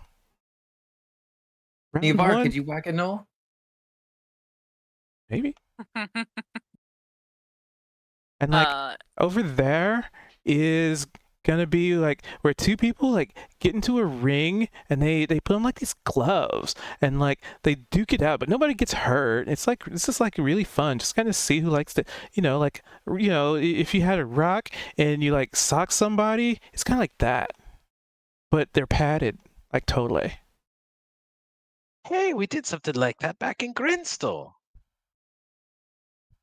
Remember Zed lost all his money betting on me over it?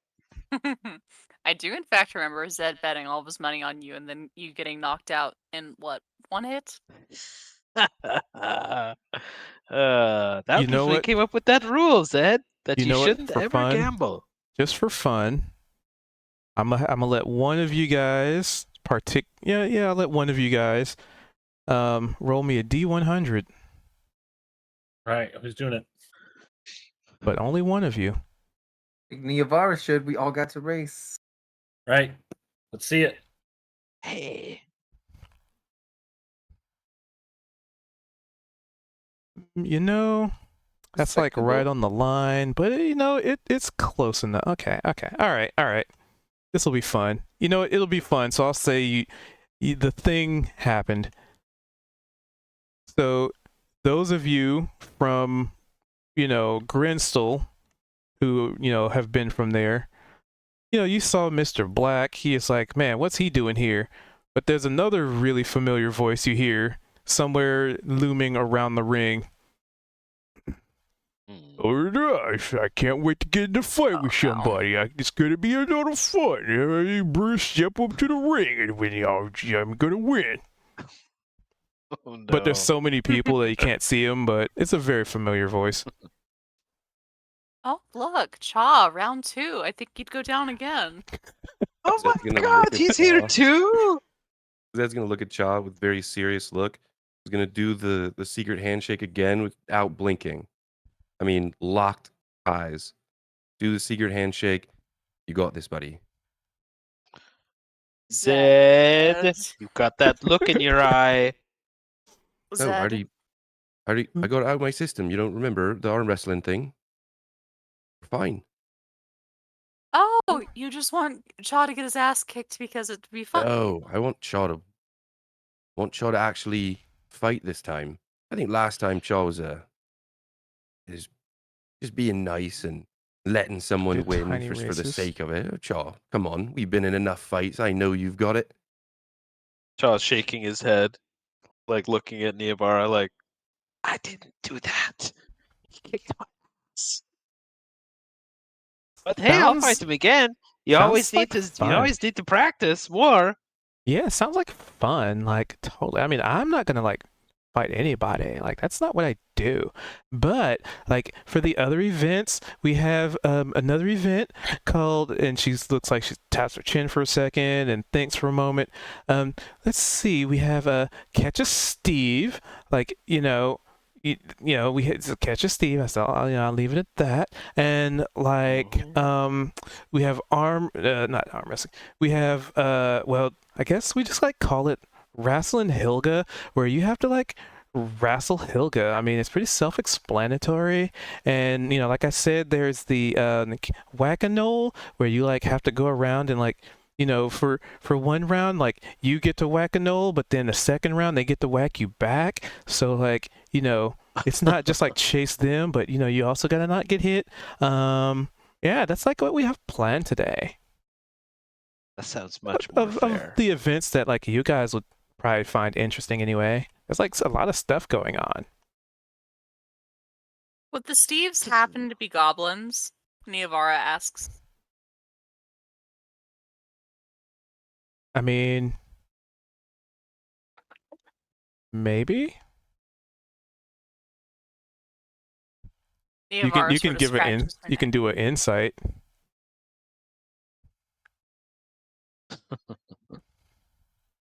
Everybody that was in Grunstall is here now. Neovara You remembers can turn in Steve. your quest finally. That's right. We can go. Let's go find the mayor.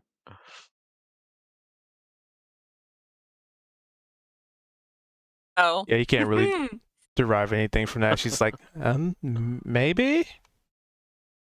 Like, That's fair. totally. Anyway, the winner, if you want your prize, I'm over here. And Dobby just kind of Yeah, go get your waves. prize, Zed. What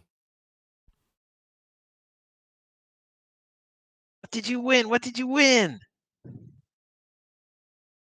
So, as the top dog and winner of the tiny races, I present to you this prize. And he reaches into, like, this little like satchel on his side, and his arm goes in way further than you'd expect it to, almost like to his shoulders. It's like, wait, where is it? It's in here somewhere. Hold on, give me where is it? There it is. And he pulls out, there it is, this tiny little pin that looks like a goblin with an action background behind it. And it's like shiny, like blue and greens, and it's got a little bit of like red on it, and the action background's like this cloudy white with like blue lines behind it, and it kind of like has an image of like a side view of somebody dashing. Oh, Ooh, nifty. Thank you. Are there any words on it or anything?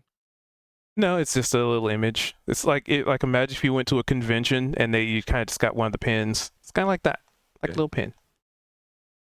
That'll kind of reach up and on his outer coat, on the like lapel, or kind of like the edge of the collar. He'll button it in there and kind of straighten it up. And like, how's that look? Looks good on you, mister. Sharp. I'm gonna turn and say dashing. Very Very well. nice, Zed. Good one, Sherman.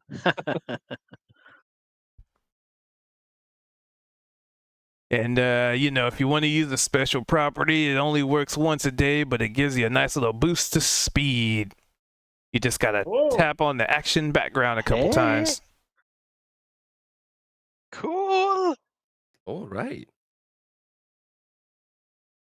Zippy Zed.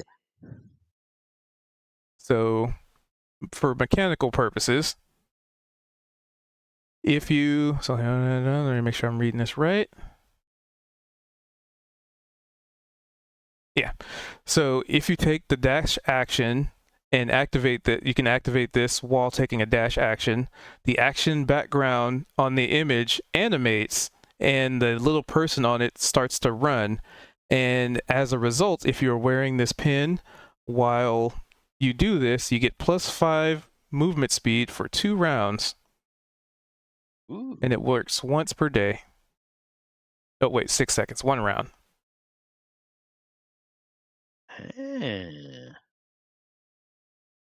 Nice. Very nice.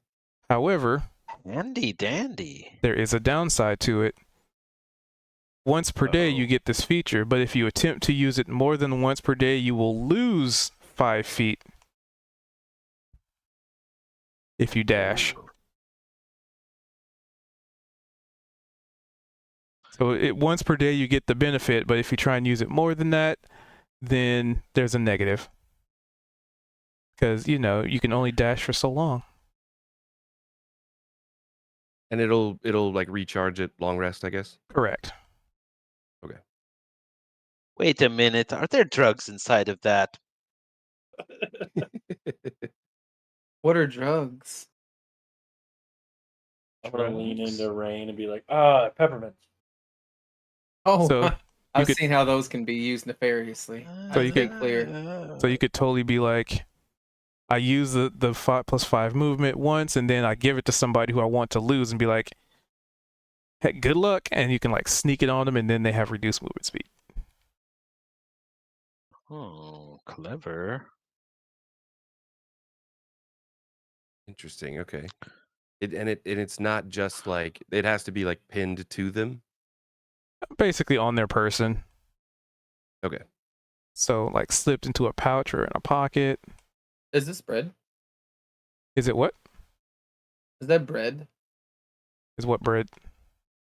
This right here on this plate. It's a fingerling potato. No, I think I am it's bread. confused. On the where I'm at, is this bread? Oh, Yes, on the it's table. bread. I'm like, is this bread? It's like, what are you referencing? No, it's just various food items. I mean, I could say there's some bread on there. It Broke looks the like fourth bread. wall. I have a stipulation. If I see bread on a table, I have to walk around it counterclockwise. Do it. He It's is in my doing it. happens. backstory. I have to. I got a Yeah, whole do list it. of things I have to do. Yeah, he is doing it. Like, can't you see his token moving? Yeah. I'm Yep. all right. So that's why while you're all talking, right, and doing stuff, I'm just gonna be going counterclockwise on foot around this bread. Bridge. Is Sherman aware of your superstition? Probably. I mean, there's a lot of them. I'm gonna be like, Rain, there's bread over there too. Wait, Oh, that's messed up. dang it, where's it at? At the other Way up table there. on the north. There's this satyr woman, and she's probably like, like, oh, excuse me, I just need to do this real quick. It won't take. And I just go round and round in a circle. I'm Pixie. You understand? It's kind of like when you start singing a song, but you have to finish it. Is it like one of those things? It's kind of like that. It's kind of like how you can't never go inside a place unless you go in with your left foot, or else you have to go back outside and do it all over again. Or like if you find a stray stalk on the road, that means that bad weather's approaching and you need to hunker down. Or if somebody sneezes, they forgot something. Or if you hear somebody snapping, that means it's good luck and you should go like try your best at a competition. Maybe you do little things like that. Like how you would never cut your hair on a Tuesday. I'm gonna cut my hair on a Tuesday just because he suggested that. But okay, I'm warning you now. It's gonna be a terrible haircut. Where did you learn these traditions? Well, in the autumn court. Oh, I'm gonna I zip guess back. we have different superstitions where I come from. Way different. Well, what kind of Token. superstitions did y'all got? Shift. Oh.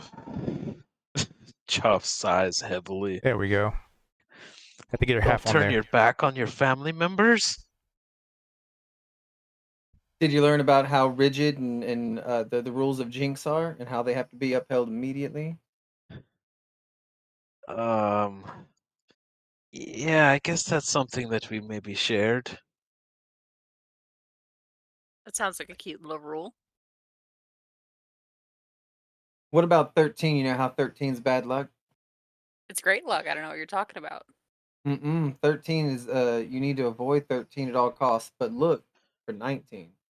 When you say that, I'm gonna point at me. To the 19. I have heard the 13 thing before. 13's a big number where I come from.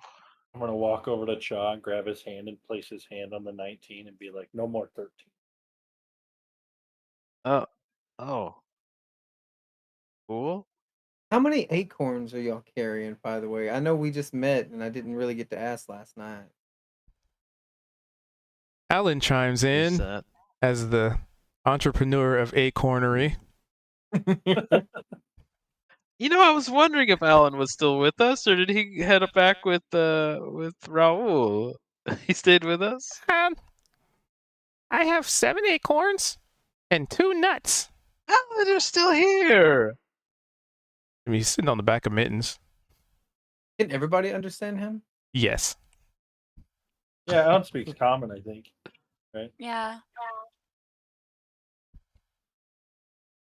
Well, do you mind sharing an acorn with all your friends here? Because I'm not sure if they understand how aging in the Feywild works. Okay. He runs to everybody and hands them an acorn without question or doubt. Neavara sort of looks at Pixie with a very confused face. Oh, he has 6, 5, 4, 3, What are you suggesting? Aging? 2, 1. One Oh, acorn. Okay, he has 7. The Yeah. acorns ward off aging, so you'll just stay the same age forever as long as you got an acorn in your pocket. Really? And so my mama told me. Well, has it worked for you? I mean, I feel real young. I mean, he is a fae. I have to admit, I kind of enjoy these rules. Mm-hmm.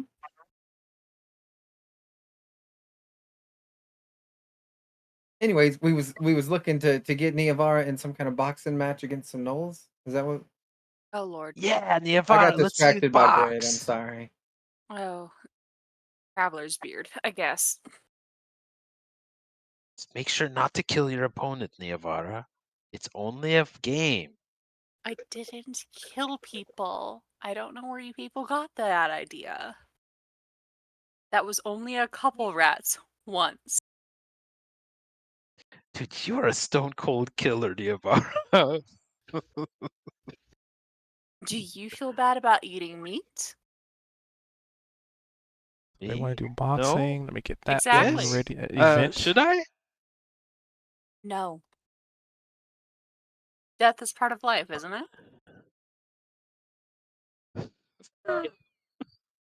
It's the end of life. Yes?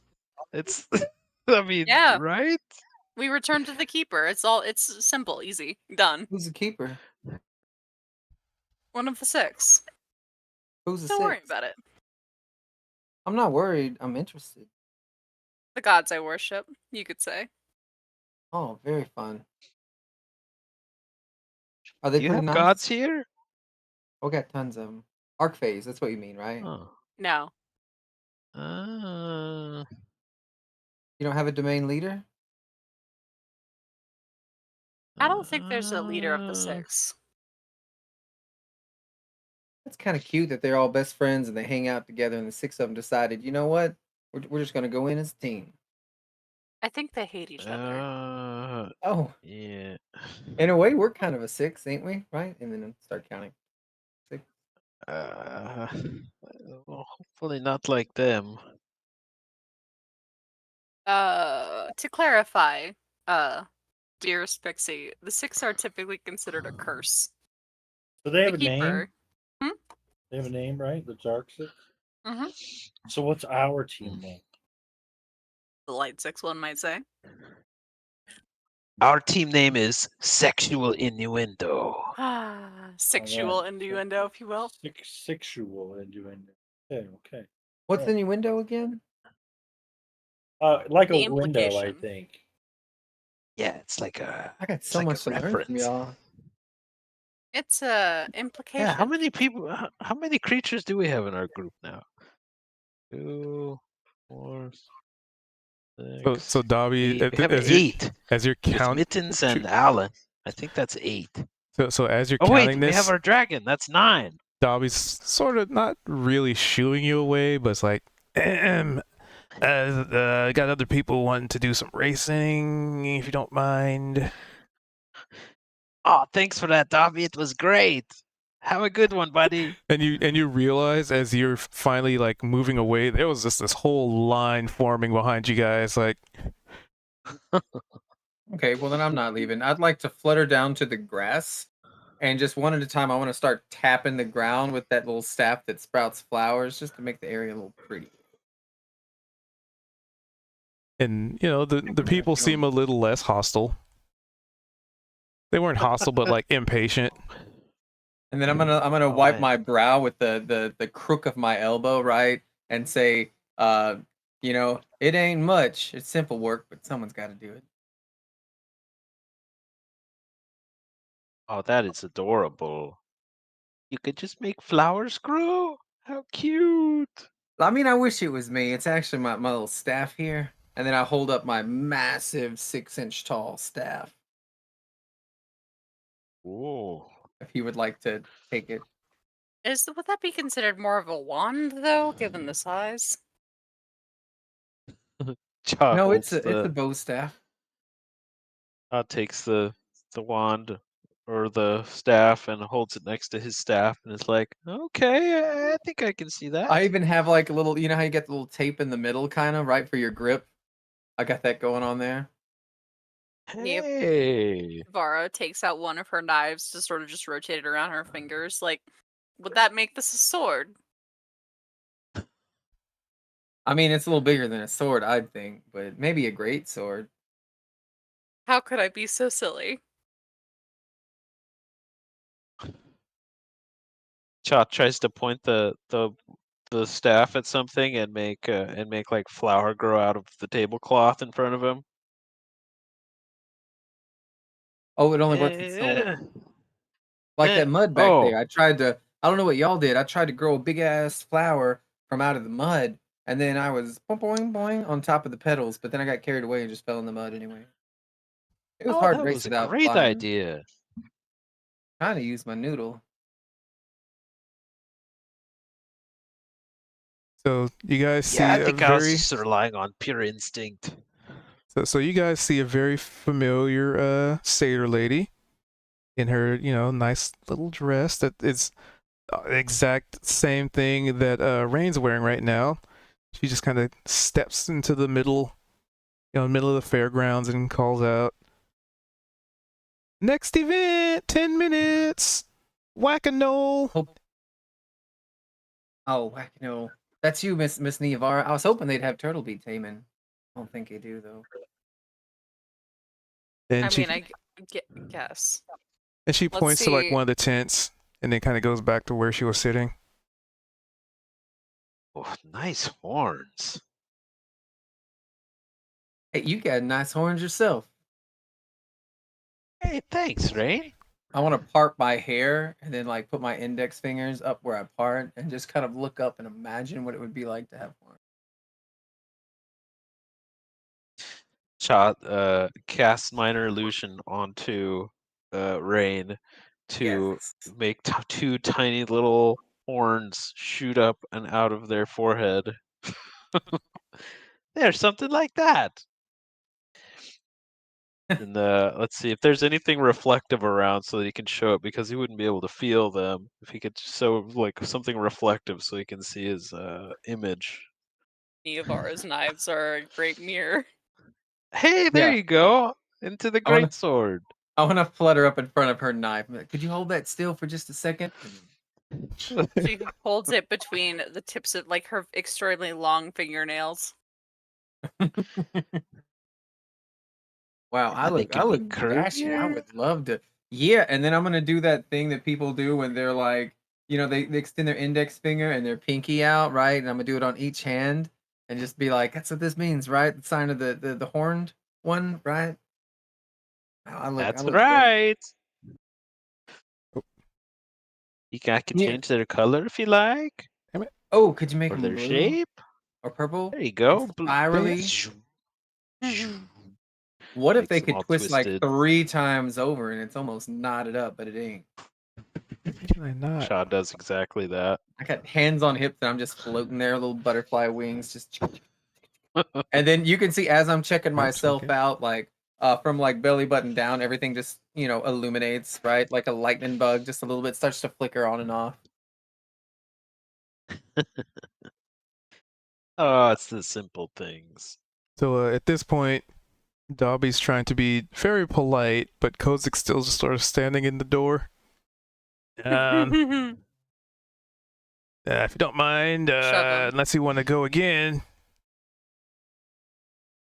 Kozik, tear your eyes away from that horrifying teddy bear for once, would you? Oh yeah. Just, sure, of course. Oh, God, we really need to do something about that thing. I mean, I can You destroy see it from that? the pits of hells, but Can you please destroy it? He gave it away and it came back. It's alive or something. Oh, hi, Ooh. Kozik. Yeah, that's right. I kind of am smoothing down the little polo shirt that the little teddy bear is wearing or whatever, and like, oh, there we go. You did a good job back there on the course, buddy. it was Thanks. quite entertaining. You did too. You did too. And Niavara, you need to win something too, right? I think that's what's being discussed to my chagrin. However, on the other Yeah, go hand, whack We a can whack knoll. that knoll. Oh, you're chagrining over it? Soon she'll be Wanna close blushing, it? huh? I don't think that's how that word etymology works. I don't even know Good what guess, etymology though. is. It's pretty much how I guess common words, too. Please tell me I saved That's it. fair and valid of you, Chaw. Oh, it Sorry, didn't common's mean, you know, the a second roots. language for me. Yeah, ditto. Can you say it in Niavara Sylvan? thinks, and then she actually repeats the word in Sylvan. I actually think she does speak Ooh. it. Let's I see. thought I closed that. forget. Oh. She speaks No. Sylvan? Wait, I don't speak Sylvan. Why don't I speak Sylvan? Okay. She speaks Elvish. She does speak Elvish. Oh no. She's like, I can't do Sylvan, but I can do Oh, I did. Okay. Elvish. Ooh, I was Dude, worried I Common, didn't Goblin, say and something. Thieves can't. Oh, that's funny. You speak Goblin, but not Sylvan? That's funny. Well, maybe we know what language you need to learn. And I feel like you probably should know Sylvan though, as a denizen of the Fae. Makes sense, maybe. I know phase signing language. FSL. Hmm. But also, if you had the the level of interaction with particular courts, though, I'd imagine you had to have. Like, that would just make sense. Like, it'd be being a drow and not knowing Undercommon if you lived in the Underdark your whole life. Yeah. Yeah. The DM, I'm allowed to add it to my list. Is that what you're saying? Yeah, because that in my head it doesn't make sense for you to not know that as a denizen of the Feywilds, and especially your standing. And it's like, extra language or whatever. Like that's just more stuff I could throw at you guys and you can interpret. So that's more lore. And you know what's interesting? The word etymology in Goblin is wark wark. I know that one. Really? Sorry, I went to Goblinese 101, 2, and 3 when I was a kid. So I was really interested in learning. Huh.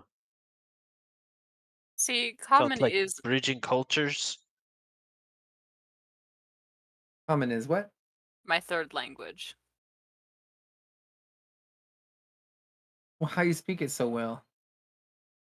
Is I'm that a rude to spy. say to a drow? I'm sorry. You are pretty good at it, Niavara, I'm to a be fair. spy. I've been speaking it since I was... And she thinks back. Wait, you're a spy? Yeah, For what? For who? For why? my people. Why? That answered one of those questions. Mhm. Well, I'm just taking an interest in you. Wait, are you spying on us? No. What would you guys be doing that would be worth the attention of the mighty drow? Gosh, I feel so insulted, but I'm glad to say nothing. I mean, okay, over here we got a noble. Okay, we seen him and how he dances, and so he's real regal and important. Over I here, do. this man comes from the land of 13. Well, who knows what's going on down there? This man over here with his beard, he's the fastest in the whole party. He just proved that the opposite, of course. That's worth spying on. And Sherman's got not just a gorilla, he's got metal arms. I mean, In the context of the mighty drow, I don't think that these problems are on the whole important. and I've seen enough of Mr. Deep Shaft's to make that assessment personally. But I'm not here on business. I'm here on fun. Oh, me too. Kinda. Meet 3. Speaking of which, I do want to fight with that guy again. He said he had something cool that he could teach me. If we fought know, again. Whack-a-nole, think that you 5 should. minutes. All right, I do think that. Oh man, what is her name? Look at those horns. Goodness. The satyr? Starting to feel the heat, and it's not from my infernal heritage. What do you mean? Is it hot? Neavara's eyes roll up into her head as she like gives him a little affectionate little head shake. I mean, That's like, gonna- you guys that's gonna did eat nudge. really hot peppers. Zed's gonna Yeah, nudge yeah, Cha, that's it. That's it. like, you should go talk to her, mate. If you're shy, I can talk with you. I can tell him all the great things about you. Really, Rain? You're gonna be my wingman? Cool. Well, yeah, I got 2 of them. Aw, shucks. You know, I just want to fly. I think want to I flutter over there will. right away.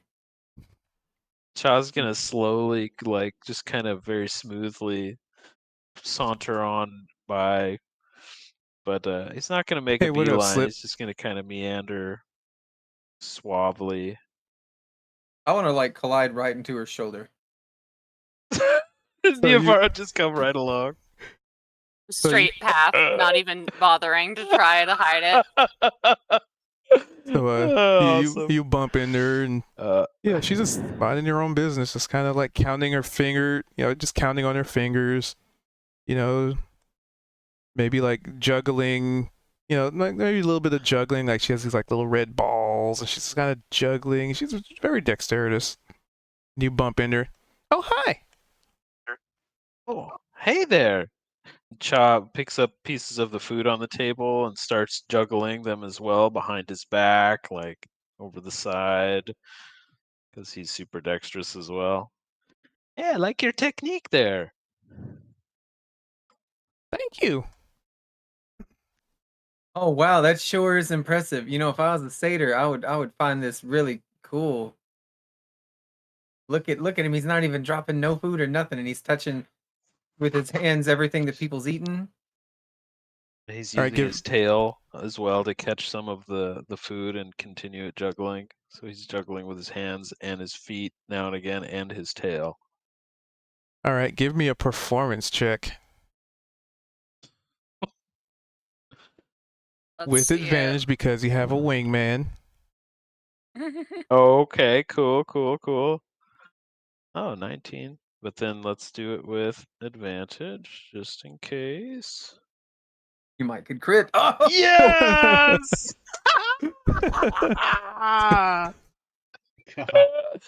Natural 20. There it is. All right.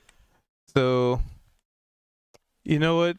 Because normally you were just kind of saying what you were doing. What are you doing to add that extra flair? Like, how is I don't know, Neavara possibly helping and Rain possibly helping? Like, just describe this to me. Like, you were doing pretty good, but then you really got into it, and like you were using your tail, and like you have definitely caught her attention. I think first off, Cha's going to use minor illusion along with his somatic movements to make every piece of food look like it's on fire, slowly bursting into various colored flames as it's as Sounds he's like you have to juggling fight them him to the around. death for top dog.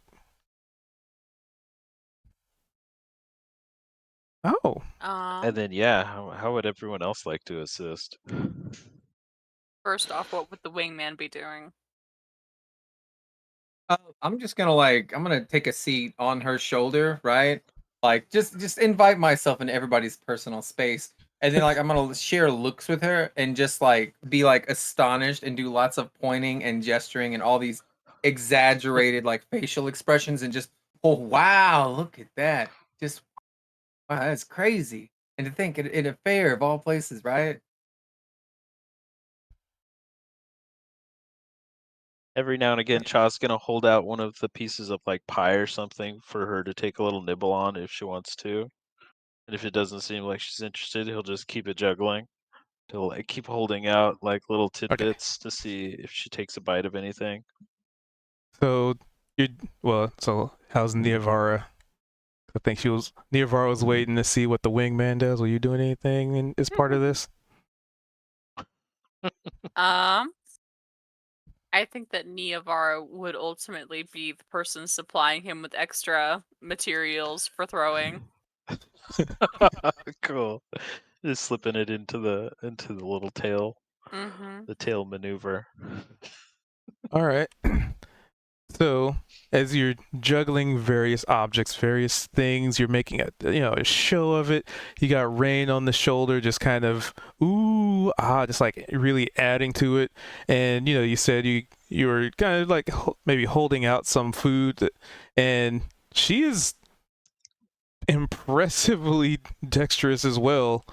Is like you hold out like you're like mid juggle, right? You maybe took a piece of that pie on the table and you started juggling it, and like as it's mid air, she takes a bite out of it to the point where it's like this perfect bite. Like she doesn't interrupt the weight of it or the trajectory, and you're just able to continue juggling it without any interruption. And she's just kind of looking with like wide eyes and the sense of wonder.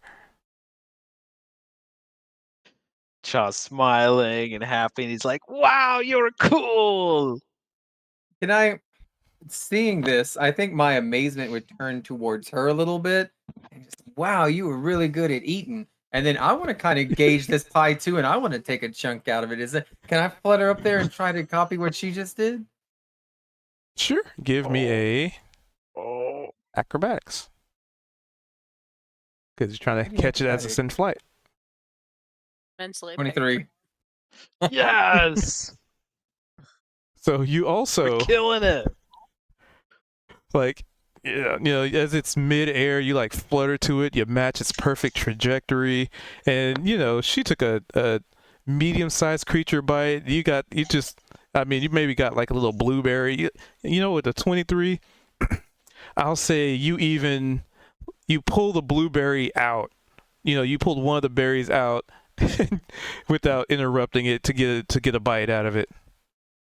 Oh, can I do it like, oh, okay. I want to do it. You ever see in like martial arts movies where they like punch through the chest and pull the heart out, right? I want to do that. I want to punch through the pie and just whatcha, and then there's just a blueberry in my fist, and then I squeeze it as if it has the pulse, and it's just bump, bump, bump, bump, and then I eat the blueberry. She's definitely amazed. Wow, you like totally cool. Like, holy crap. Like, wow. Damn. That's so cool. You two, you're incredible. Hey, what's your name? Sarah. You can call me Sarah. And I'm Cha. she's still her chipper and excitable self. Just a little more excited. Wow, Sarah and Cha, those names kind of go together. It's like y'all should be best friends or something. And then I'm gonna give the most obvious wink towards Cha. Like it's a full 3 seconds of my eyelid closed, and then I'm just grinning. Wingman. Cha's Damn, Rain, smile you is got like something in your extra mind. large. Yeah. Hey, you're doing a great job directing us to all the cool events here. Did you organize this whole thing? Me? No. I didn't organize these. Tina. No. What's her name? Oh man, what's her name? Tiffany. Yeah. Oh, She helped really, with that. Tiffany? Mm-hmm. She's right over there with my friend Zed. I can't see her through all the crowds of people. That's fair. So Cool. Maybe we could dance together later or something. She stands up, and you're probably like still mid juggle. Let's just out of curiosity. Still gonna ride the wave. I just want to see what it could be. Okay. So, you're still juggling, and you mentioned dance, and she immediately, like, not really kicks over the chair she's sitting on, but she jumps out of the chair, and since you're still juggling, she's like reaching up and like getting into like some of the things you're juggling. She like pulls them out the air and starts juggling with you, and she's like shaking her hips and like her little satyr legs, and her hair's just like flopping everywhere. She's just having a good time. Imagine like the kind of person who they dance but their bodies just never the movements are confusing, but they're just so into it. You're just like, you know what? You're good for you. And she's just like Oh, juggling Cha's and totally with dancing it. and Like, shaking her he's hips, doing a and full ecstatic dance with her at this point. there's like the music playing and Cha's like the doing the bubbles same. He's trying to everywhere. match it.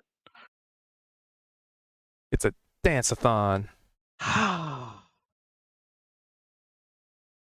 Cha's feeling Latency. butterflies in his belly. Latency. I love this bear. So do I. Like, you're just a couple Cha of takes her hand you- and twirls her around and does some flips with her and stuff. yeah, some flips in the middle of a crowd. All right. Oh, The people yeah. definitely give you a wide berth, because there's people juggling, and they probably think you're doing some performing, so they're kind of giving you some room, because you see like just random people like coming through juggling.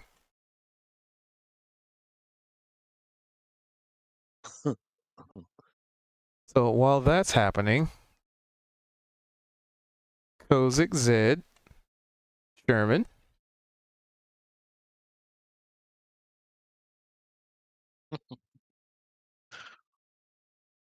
I'll zoom in a Yes. little bit. Oh, Hello. nice. Is there anything you three want to be doing? I'm just watching from the sideline. I kind of mutter under my breath and like, oh, typical. Cha's doing well with the ladies, and I'm gonna go have to whack a knoll over here, I guess. Yet again. Where's this knoll Yet pin? again. It's over All right. where we are, I think. Put that one in the quote book. I Rumble, will request rumble. Again. I will request that full quote, starting from the Cha reference to the whacking of a knoll. I've got to go whack-a-mole. And you know what? Again. That performance was actually so. You know what? You're doing good. Anywho, continue.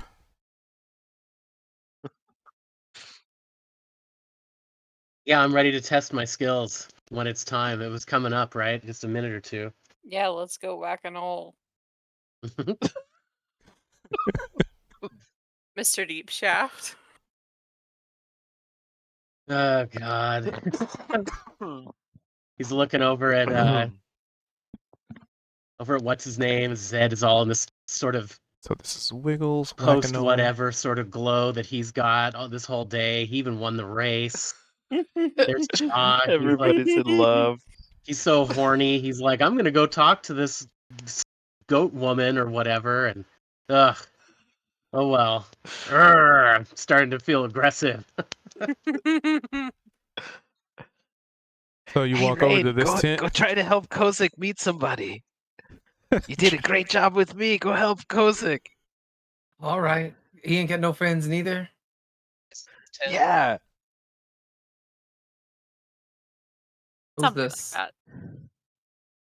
like He needs somebody more than a friend. Rain has no First- idea what they're talking about. I'm gonna come up to this elven woman with the almost like a Santa Claus elf outfit. needs to connect to his deep shaft. We need So to give his there's deep this- shaft some attention. This fair-skinned woman, like this, pretty bright colored hair, pointy ears. He's like these piercing blue eyes, and she's wearing like very much as you described, like this like Santa Claus like elf outfit. It's like green and it's got a little bit of gold tracing. She's just kind of She's an elf. leaning. Yep, definitely elven. Actually, since you are a resident, I'll just give it to you. She is a ladron. Oh, what season? So she would be of the summer court, I believe. Yeah. Hey there, ma'am. Excuse me, and I'm gonna just kind of flutter right next to you. Yes. You know who sure loves the summer and all things summer and celebratory? The queen. Yep, that is true. But you know who else? This guy over here, and I'm just gonna point at Kosik right away. Look at him. He's got a beard. He's got long hair. I wish he was my best friend. And you know what? He probably could be yours. You play your cards right. Are you trying to frowning and just sell looking him at or the dirt. something? He's just shy, and I got my friend Cha over there. I don't know if you know him. It's short for Cha Cha, and he loves dancing with the goat women, the satyrs. Right? He called them a goat. I don't know why I said that. That seems a little offensive. Anyhow, I just thought, you know what, my friend over there is looking kind of sad, and Cha Cha was like, if you could go build him up a little bit. I think he's great and dapper. Like he was doing a dance you wouldn't even believe last night. We went to this inn. I forgot what it's called. It's like a real fancy one where all the nobles go, right? And then he was kind of a big deal. He had an entourage. He had a cousin that he was almost like he was right there doing the slow dance with. It was real. It was real fun to watch. Well, I mean that's lovely. Oh no, is this helping? Do you have a lot of friends? I have several actually. Oh, that's surprising. I didn't think you would. Would you like another? I mean, I'm always looking for more friends. Yes. Oh wow. He's And- painfully shy. and- Would it be too much to get you to? Go And say at this hi? point, you can hear the sounds of like, guttural voices inside. Several of them. Sorry, continue. Just kind of a. What are they doing? What are they saying? I don't think you know this language. You. The language of gnolls. I'm gonna spin around her head 3 times before coming over here to peek at this. What kind of booth is this? Are you running this? Is this your thing? Is this your game? Mm-hmm. Well, This- what kind of what is it? Whack-a-mole. Wait, this is the Whack-a-Mole? Mm-hmm. I thought Whack-a-Mole was all the way over yonder. I didn't know it was gonna. You know who's the greatest at whacking knolls is my friend Cozy. Yeah. I butt into and I say, are you from around here? Oh my lord. Okay. Oh man. Yes, actually. I am a denizen of the Feywilds. Do you know anything about the Unseelie Court? That's kind of what I'm into. You know what I mean? Ooh, Oh no. Oh. terrible decision, Mr. Kozik. I say out Oh. loud. Bold. Oh, Yes, I God. know of them. That's the whole point of this celebration. Representing both sides of the coin. Both sides. What the old Unseelie's kind of a bunch of jerks, ain't they? Only insofar as because everybody treats them as such. Or maybe they just expect everybody to treat them as such, and so they're mean in the first place, and they get treated exactly as they thought they was gonna be treated, right? And at the end of the day, if people just respected each other in the first place, they wouldn't have to. You know, if they had any respect, they wouldn't be Unseelie, now would they? Oh man, brains like a scarecrow, like the fall court you're part of. What part of court were we in? We were Sealy. in the Autumn Court. We're in the Sealy court, right? Seelie's the bunch of trolls sorry. and shit that hate everybody. We're don't know. independent Unseelie. here. That would be unseelie. That's what I was saying. Unseelie. That's what I meant. Yeah. It's Sherman's background. He's a diplomat. I'm sorry to Well, get I mean- sidetracked like that. I'm sure you're running a great game here. Do the Knolls, do they come from the Unseelie Court? Yes. Court functionary. Yeah, that actually. lines up. I'm no longer being fun, so I'm gonna fly over here. I'm sorry. Yeah, I had to bring up. Oh, Cozy man. had to bring up politics to the. It's like, Yep. It's a fun little whack-a-mole game. Oh my god. so yeah, I'm First really thing you ready talk to. about is being unseelie. I'm ready to whack a knoll for sure. Is it time, young lady? Classic. Of course. All right. And she knows Hey, she Sarah, goes to the front of let's the go tent. watch. Let's go watch my friend whack a knoll. I'd love to, but I still have to, I have a job to do here.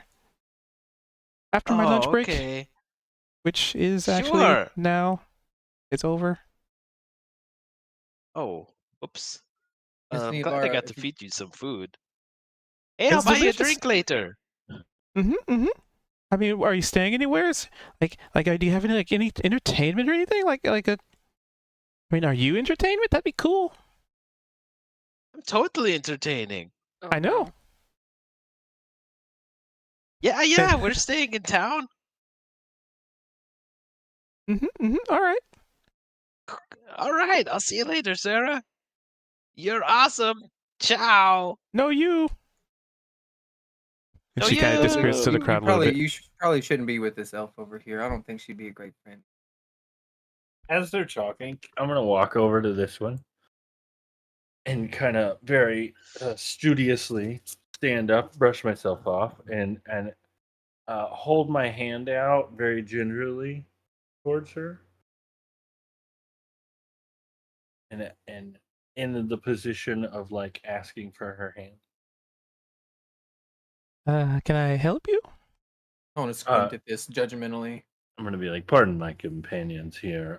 Would you so eloquently escort us into this game that you're running and disregard anything they're talking about?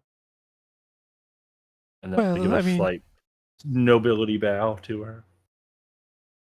Give me a, let's see, do you want this to be, I'll give you a choice between performance or persuasion. I'll just I brought it up a minute ago. I was just Don't worry, the Yeah. DC is real low. Because I'm taking into it. I'm doing a little bit of Baldur's Gate where it's like I'm taking into account your background, so I'll drop the DC a little bit.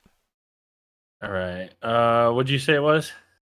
So you can do a persuasion or a performance, because I'm not sure if you were trying to like perform or be persuasive.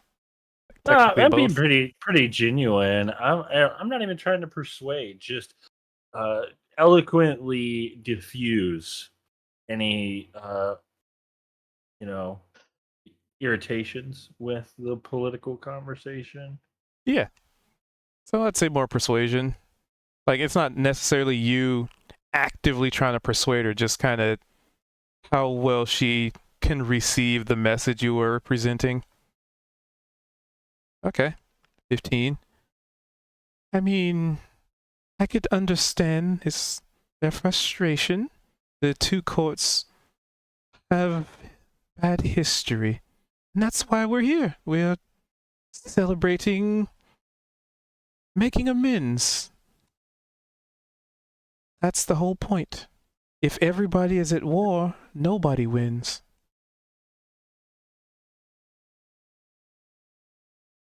I believe that's accurate. I would say that we are here to have festivities, to come together as a common people. Of course. So she's if you so would you forgive my friend Kozik here? I wasn't offended by it. It's not the first time someone has it's not the first time. Let's just put it that way. And she just sort of And opens the the tent. little one. Mhm. As, What about he him? means nothing. Disregard him. Fuck. Not. He is unimportant and means nothing. He means nothing by this. Well, Oh, I mean everything by it. to each their own, and if I were to judge purely on that, then I would have no business being here at this festival. And she, opens the tent and steps in. She leaves the Nyavar, opening. what are they talking about? Nyavar, why are they being so serious all of a sudden? I believe our dear friend Kozik might have put his foot in his mouth, and then Rain might have stuck his entire leg into his. Yeah, well, if my leg wasn't in my own mouth, it'd be in the mouths of the unseelie court, because that's what they do. They eat people. I also eat people at this point. They Flying eat over here. people? You eat people? And Niavara Wait, looks at Chaw with we- like a face of complete disbelief, like, no, it's called lying, Chaw.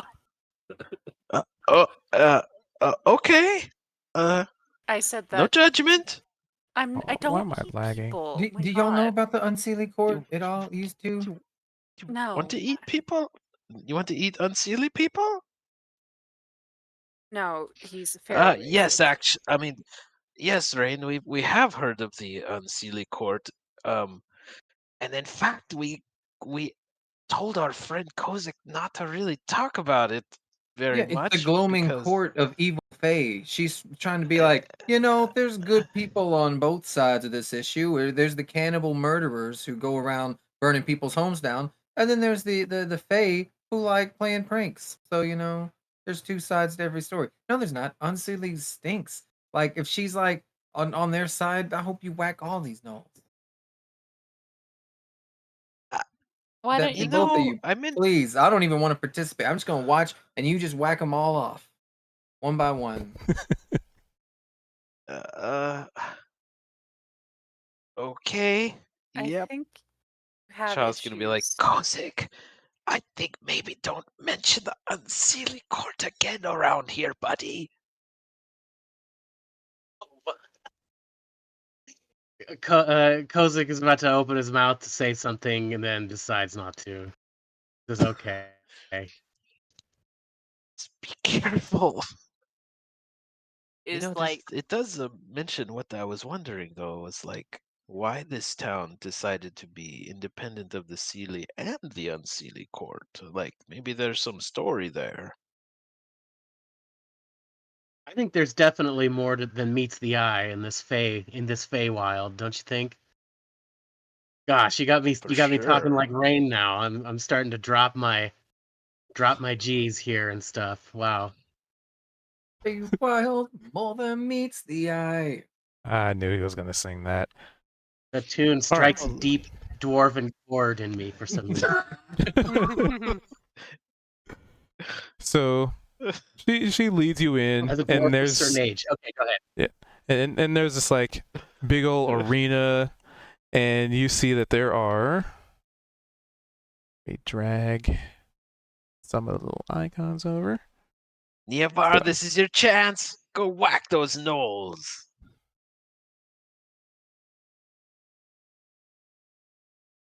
I need to drag the tokens on real quick.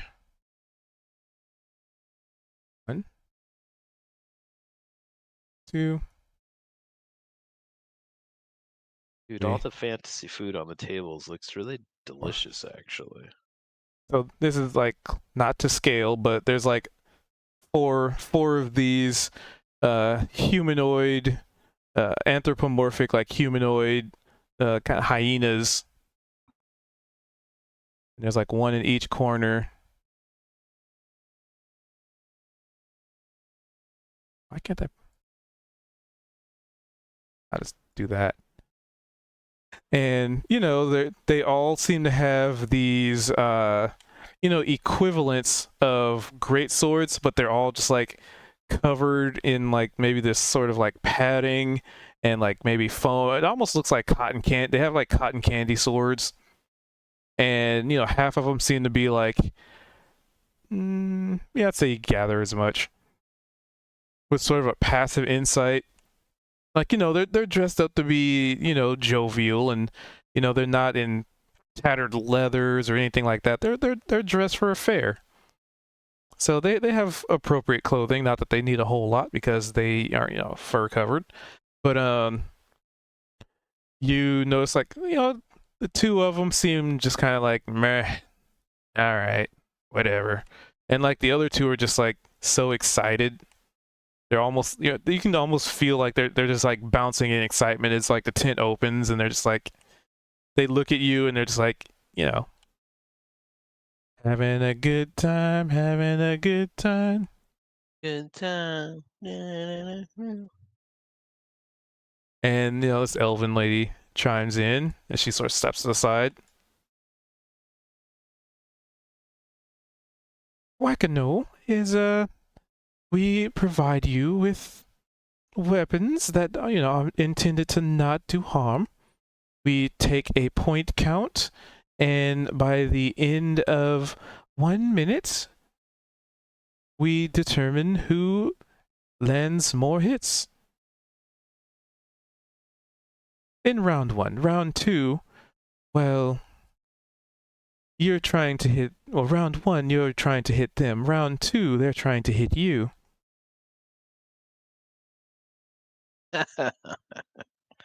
Cool. So the more you get hit, your points are deducted.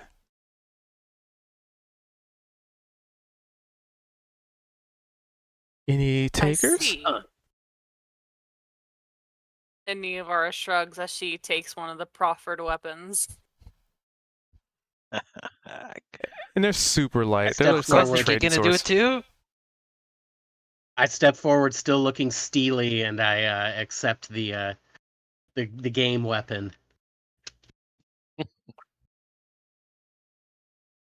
All right, 2 takers.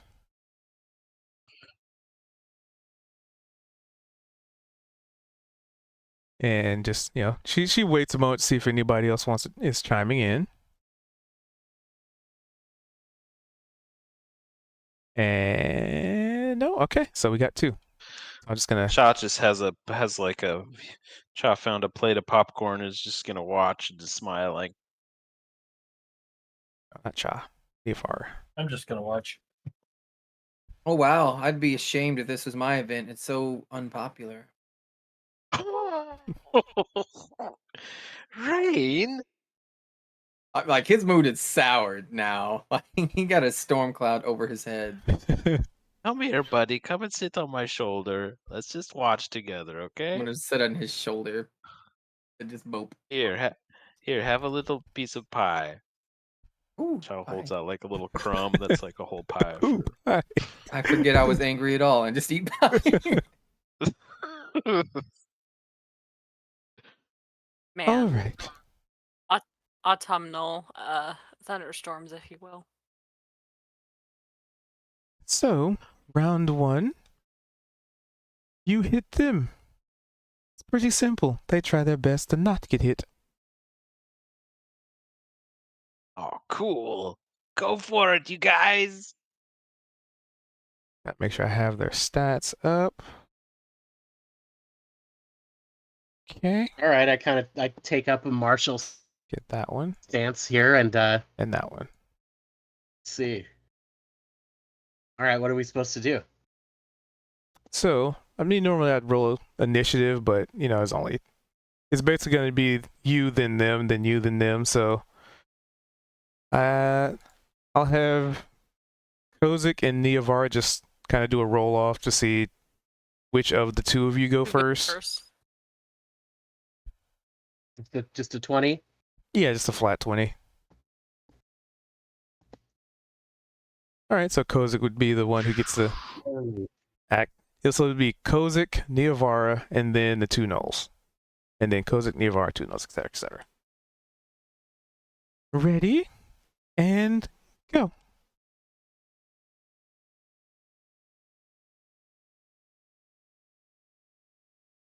Okay, I'm going. What am I supposed to do?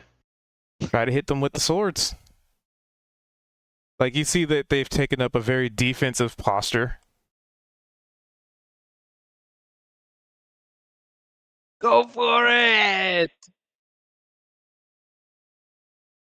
Let's see a base 19. Yeah, you hit one. Yeah, I put that sword over my head, Conan style, and I try to strike this guy right on the crown of his little knollish head. All right, all right. So I will deduct. So that would be 1 point. Mm. Fine. There we go. That was satisfying. Ha ha ha ha. So you bop him, you bop him right on his noggin, and he's like, "Brah!" All right. And then Niavara. Ah, that looked painful. Are You're you sure right. they're not being hurt?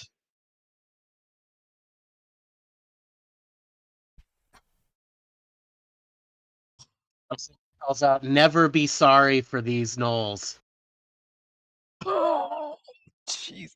Cha looks over at Niabara and is like, "Oh shit! I think we found something else that Kozik could be tremendously prejudiced against." Oh, that's not a hard thing to find. I mean, to be fair, I think Kozik's probably more into with the Unseelie Court than anything. Fair. So- That's the funny thing. Niavara, you have a foam sword. Kozik. Give me an attack roll. Kozik hates the gnolls. Let's go.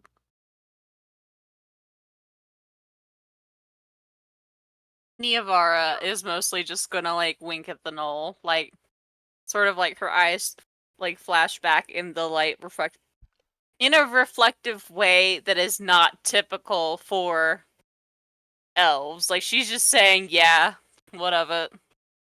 Like I'm doing this because I think it's funny more than anything.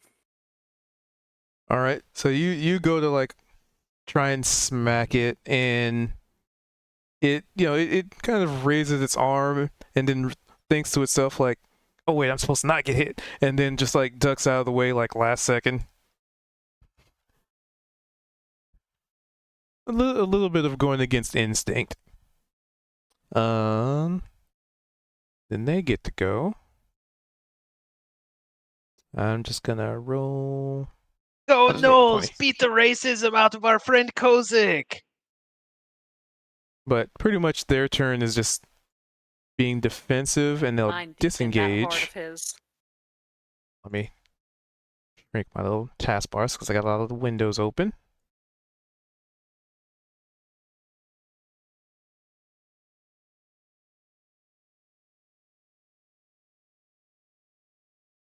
I'm Aren't just you gonna move supposed these to other try and hit gnolls. us?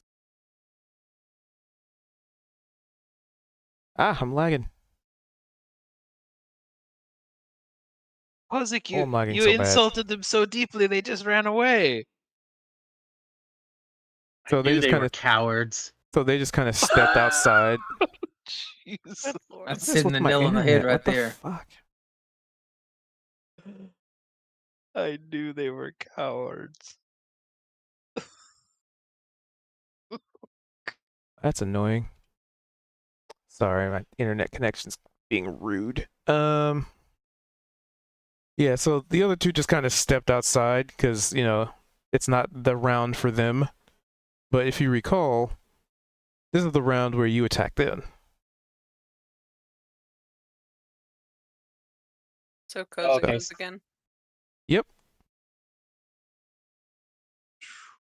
But now they're being they're being very defensive. So disadvantage on attack rolls at this point. The first round they weren't, but then you actually landed a hit, so they kind of kicked them into the hold the line kind of mode. But they're also like running away from you and like dodging and weaving and just sort of like going to the edges of the arena. Like this is not to scale because your models are 5 feet, but so it's not so I didn't have to put like a map that's a bajillion feet. Just a little bit theater of the mind. But yeah, Kozik. Yeah, I take up this blade again and kind of heft it over my shoulder like I'm gonna be chopping firewood, and I try to bring it down on the. So yeah, 4. Perhaps I was Disadvantage too bit. enthusiastic to try Yeah, to so hit so you go to try and hit him, and he just ducks out of the way we like really need to get Kozik a date. All right, and then Niavara. Let's try it. Niavara does a little flourish. Why's my internet so Again, shitty she's right now? mostly just having a grand old time. Is Steam downloading something?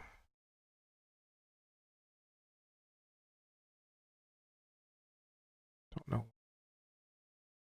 Yeah. So you also have it trying to have a grand old time, and you're just like, man, for a creature like this, they're very elusive. They're not messing around, you guys. You better get serious. So that is round. Okay. Woo! Yeah, so you've gotten 1 point so far. All right. So then they go, and they actually just start to, they group up, but they're still being defensive, so they just kind of move there.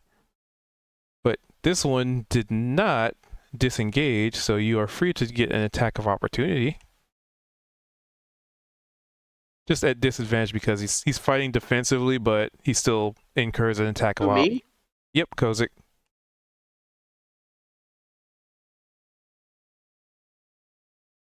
Yeah, I'll put the disadvantage on that, and I hit the rolly. Yep, 7. as you'd expect. Like, it ducked away, like you maybe almost landed a hit on him, but man, these guys are squirrely for gnolls. Like they've been doing this for a while or something. And these two, like as you're chasing them around, they're just having a grand got old some time. ringers in here, Niavara. I knew it. Internet, stop sucking. All right, so pretty much, basically, you can ascertain their turns is just going to be them moving away and fighting defensively. So, not really fighting, just dodging. So maybe instead of 10 rounds, we won't make it that crazy long. Okay. All right, so you two again. So that was Ivara on that one, Kozik. So then, yeah. So it's you two again. Just trying to make sure I'm tracking everybody doing this. Hey.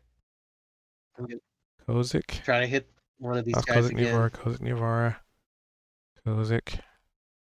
My anger is getting the better of me. I'm finding it hard to hit these guys.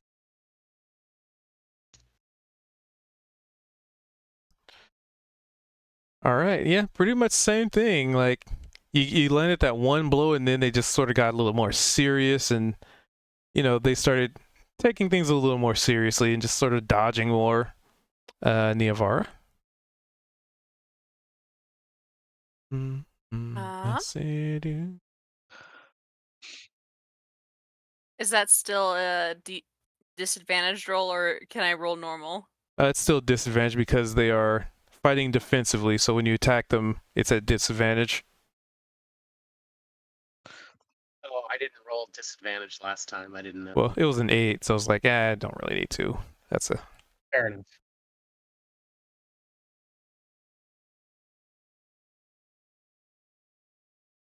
Do do do do do do do do do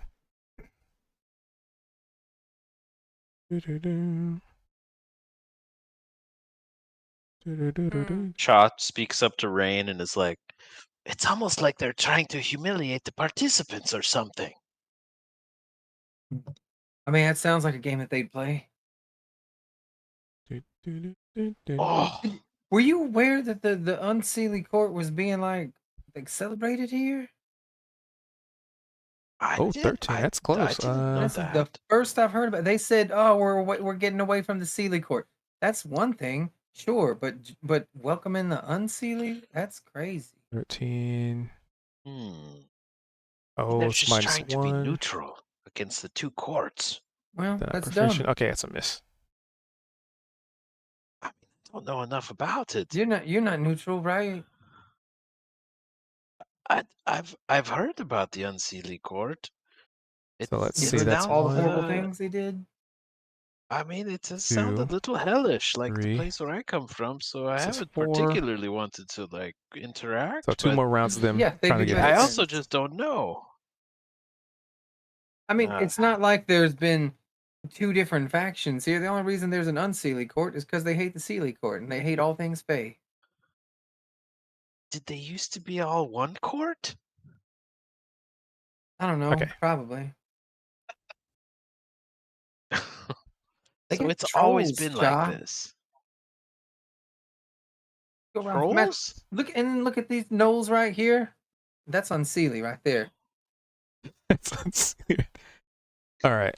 So I had to double check. Like he just barely Get him, missed. Niavara! Bash him!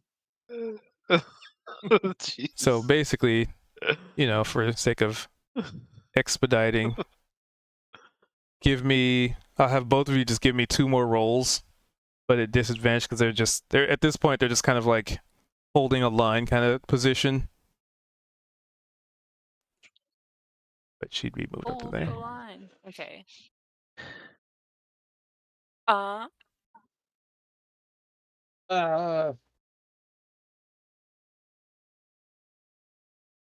It's Oh, an Niavara 18. is not taking it seriously right up until the timer is about to be called, in which case she abruptly decides,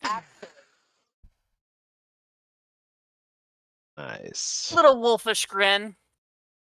A little So 13, implication of like too many sharp teeth that elves 14, definitely do not have. 15. All right. Spirit. So basically in the Oh, last look at round, Niavara go. She's turning it on now. like a lot of dodging and weaving happened, and you know there was a lot of they're just having a good time, and the buzzer buzzes just as you both land like a hit, which comes out to a total of 3 points across the two of you.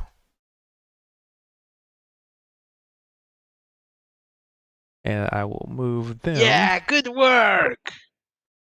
Ooh, I'm gonna cheer as loud as I possibly can. Good job beating up those gnolls! Ah, Show 'em your who's boss. racism hurts my ears. It's not racism. If there was Sealy gnolls, it'd be different, but they're unsealy. Oh, that was the Ugh. definition of racism. Actually there, makes sense.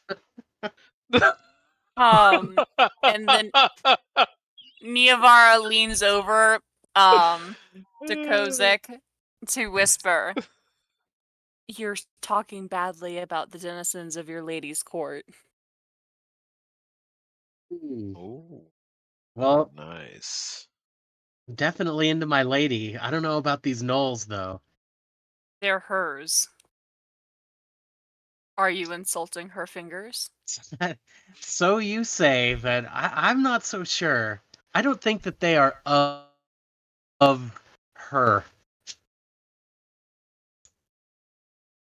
I think that Are you two might... whispering? Yeah. Yeah. Oh, Okay, what okay. is this? And there's like a little bit of time between the She doesn't rounds. want to talk to the racist about this. It's not racism. It's nationalism. It's different. So It's a certain kind of ethnocentrism. Wait a minute. What's the difference? I don't dislike It's not gnolls. racism. I dislike gnolls from the unsealy court. Unseelie gnolls. That's right. Yeah. I'm totally fine with American Chinese, but Chinese, woof. Exactly. I know. I'm just trying to win the game. Exactly. I am a noble of the Fae of the Sealy court. All right. I don't. Yeah, nationalism has no place in the Olympics. So are you saying that out Oh my loud like God. I'm a noble of the Sealy court? Oh, Is that something Yeah, you say you out know what? loud? Because I'm high enough on sugar blueberries right now that I'm just on Shaw's shoulder, and I've got blueberry juice smudged all over my lips, and like my eyes are a little bloodshot from it because I've got a different metabolism than you normal sized folk, What right? the heck? And so I'm just like, I'm a noble of the Sealy court here, and I was raised different, I can't like. These are evil things that come out and grab your grandmother, and they take her away forever and eat her. I don't know why anybody would be in support of the unsealed.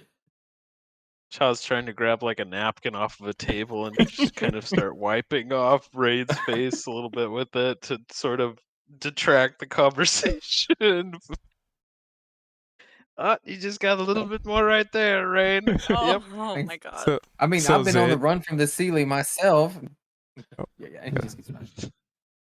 so Zed, Sherman, anything y'all's want to do? Like, there's like a little bit of an intermission, as the Knolls swap out and this conversation's going on. Ooh, I say swap out. I'm just observing. Yeah, Watching, Chaw's looking over at Sherman and being culture. like, Chaw's being Come. like with Sherman, like, what? Are you okay with all this? Come get your boy. Yeah.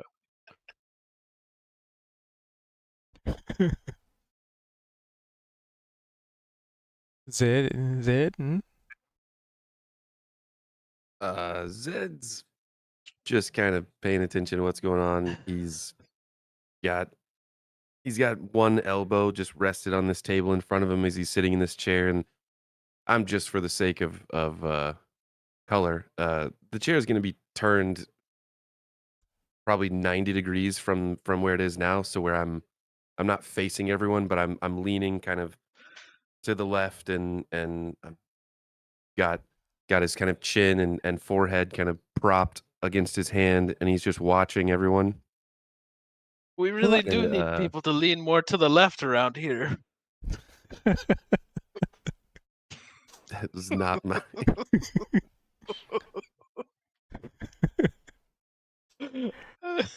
and Tiffany's just sort of like standing on the table and listening to all this. Like, your friend is like really hateful.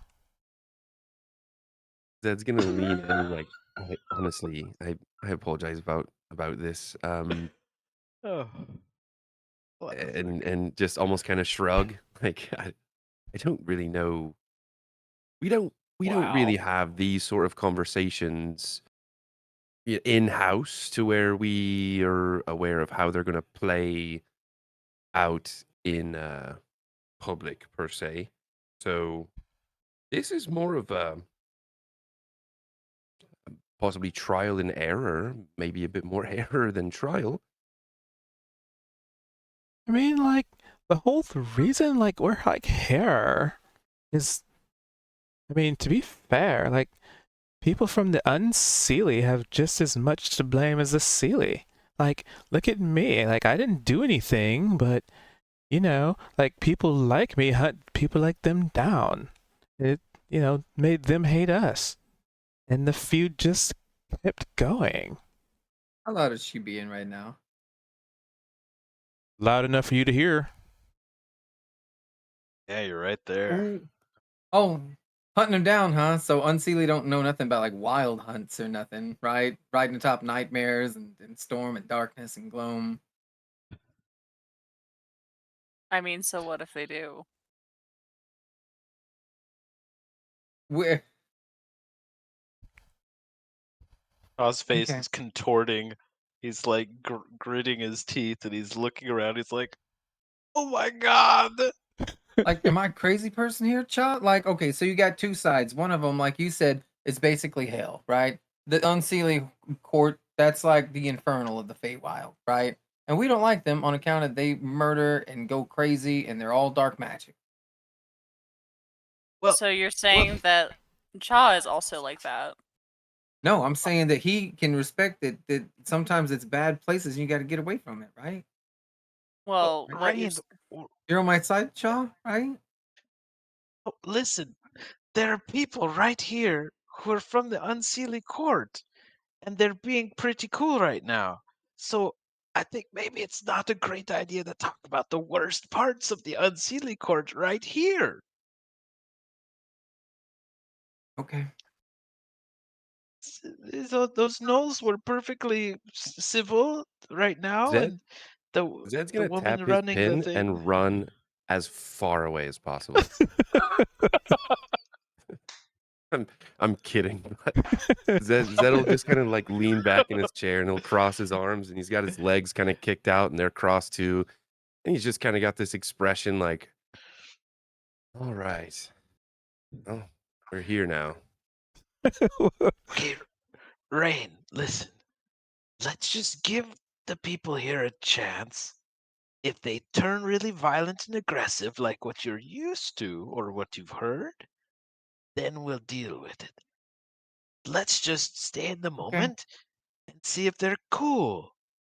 You know, like me. I'm from hell, but I can be cool. Yeah, but you don't wave a banner and say, "Hey, everybody, welcome to hell. It's the best place you've ever thought of, and everybody there's awesome." Right? Well, nobody's doing that here either. Everybody's just being cool. Right. I'll be Let's cool. stay cool. I'll try. I'll just suck it up. And I'm not going to judge a book by its cover. Maybe they escaped the Unseelie Court, right? Because they don't like it. But even if they didn't, let's still just be cool. Like, the whole Why reason can't this people fair just is like good here. things and not like bad things? I mean, the whole reason the fair is here is so everybody has a chance, right? Like, I mean, totally. There we go. Let's have that attitude right now, okay? Meanwhile, Kozik? the situation in the hut, the round's about to start, and they're gonna get attacked by the gnolls. Oh, it's still going. They haven't been attacked Yeah. yet. So Okay. the first round was them doing the attacking, so now it's the gnolls get the. Oh, gotcha. So I'll go just kind of like this. So Kozik, how are you going about like defending yourself? Because this is the round where you have to defend. I'm gonna try to keep my my little candy sword or whatever in front of me. Try to ward off all of the blows that I can, and yeah, 11. I'm gonna stay crouched down, have a low center of gravity, and just try to evade. All right, and Niavara. Niavara is considering her options carefully, right? There's only 2 gnolls, right? Yes, it's basically a 1v1. I'm gonna do a quick little insight check, actually. I understand that it's supposed to be like a 1v1, but like obviously because it's a relatively small enclosed area, inevitably, right, when they're moving around, they're going to be crossing paths with each other, correct? Yes, no, maybe so. Probably not. Damn. Just based on like how they're currently positioned, like they'll just kind of come straight for you.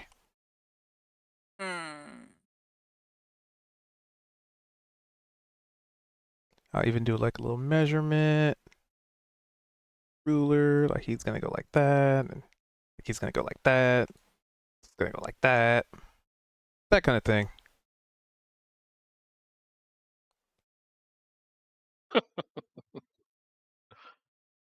Still is magic on display here.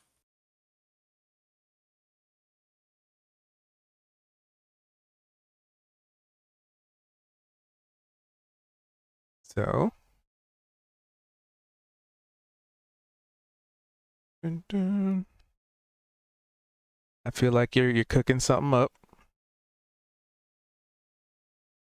How chill is magic? Like, would like a duplicity actually make sense here?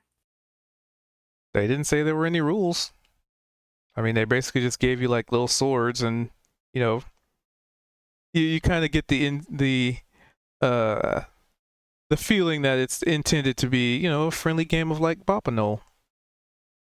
They bop you, you bop them. But you know, Fair. for the purpose of like being defensive, you probably get the feeling. What's your your? Let me see. You have decent wisdom. Yeah, pass. I'll give you a passive insight that you probably get the feeling that they're probably okay with defensive magic, and they're probably okay with offensive magic so long as it doesn't do lethal damage. It's just, you know, the average carnival goer is not going to necessarily have these kind of things at their disposal, so they provide you with like little swords.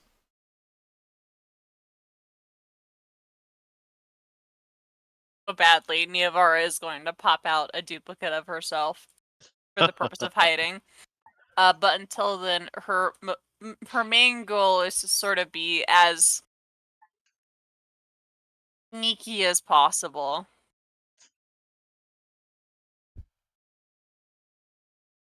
Oh, here she goes. It's not necessarily magic, and she knows that she's not going to be able to actually do anything about it, but she is in fact going to make her skin sort of blend in with the area around them. Hmm.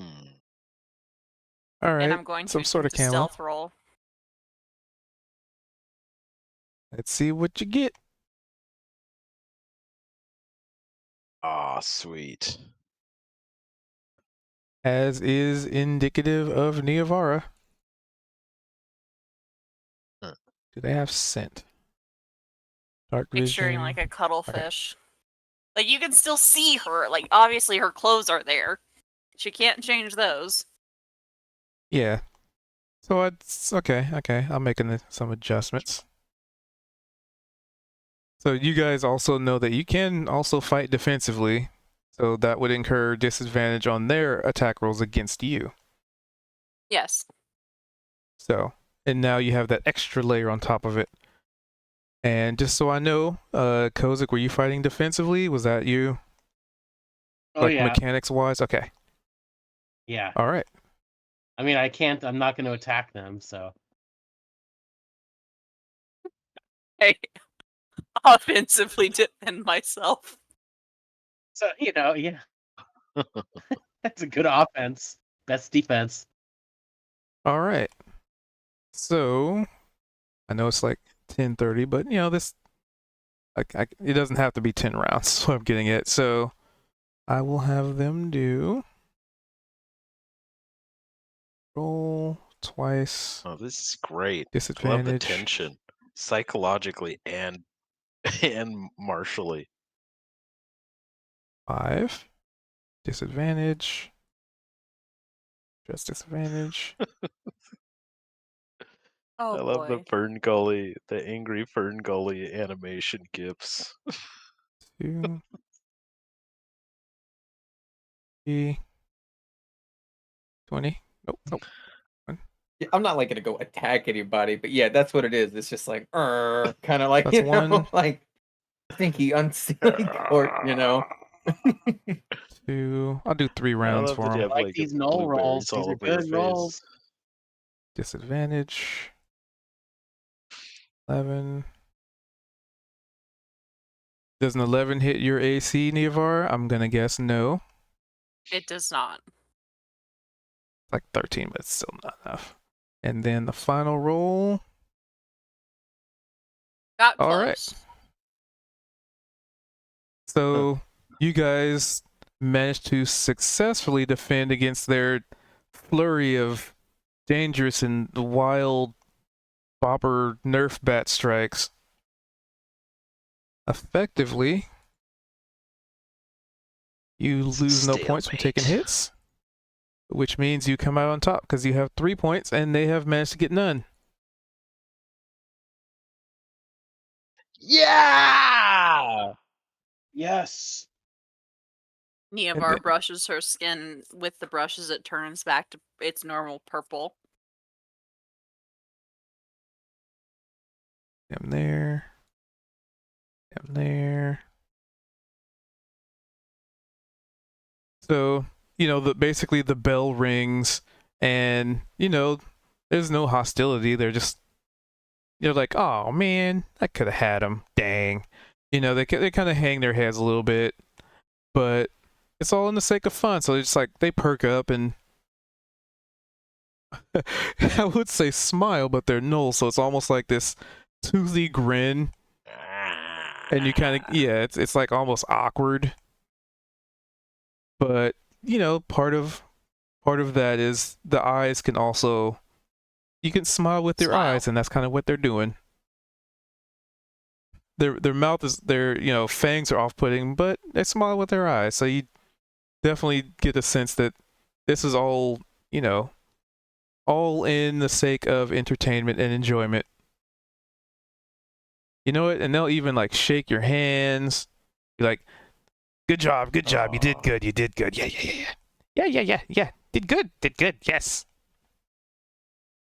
In a flourish of sportsmanship, I do that thing with the sword that like fencers do, whatever. They make a little Z pattern or whatever, and then make like they're gonna sheath it, and then just because I'm noble, and I think these guys gave a good fight. So Aw, look at that. The glimmer of respect in Kozik's eyes toward those gnolls. Good fight, you guys. You guys did in fact have me there for a second. She says to them before she winks, like, yeah, he is insufferable, and I'm so sorry for my friends. Good fight, by the way. We're cool, right? By the way, By the way, I'm so fucking sorry. I don't know them. Who are these guys again? I just was walking down the street and I was standing next to him. He's in the phase, a new addition. He doesn't know what I am yet. I'm not Oh. going to disavow him of any assumptions. All right, hold on. I'm just bringing up the prize list for that. Chaz secretly thinking to himself, I wonder how often Kozik judges me. The answer, we don't want to know. Where'd I put their prize? No. Don't ask Grandpa his politics. I'm gonna kind of lean into Cha and just say, all right, I guess the right thing to do is the Sealy thing to do, and just be good, even in the face of darkness, and we'll just kill him with kindness, right? Uh, Just be a champion of goodness. yeah, that one. All right, I'm gonna clap and try to be enthusiastic and just, good job, Knowles. You really know how to hit people. Technically, they didn't hit us once. So I was not paying attention to the game. I'm just trying to be supportive. Rain, there's a bread roll over there. Oh shit! And I gotta run over there and go counterclockwise for like a couple minutes. do we get a prize? Cha, Do we win something? Yes, of course. To the ground. And she reaches into, a very similar bag to what Dobby had. And she pulls out. Hold on, I gotta get down there. There it is. Sorry, I had like custom items. So she pulls out what looks to be a small brooch with a sun on it.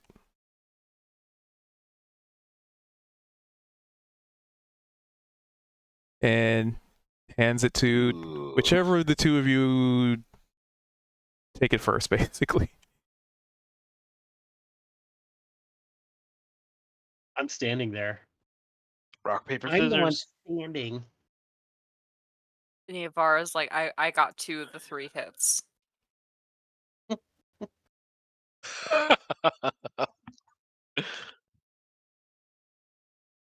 Oh well then, I see.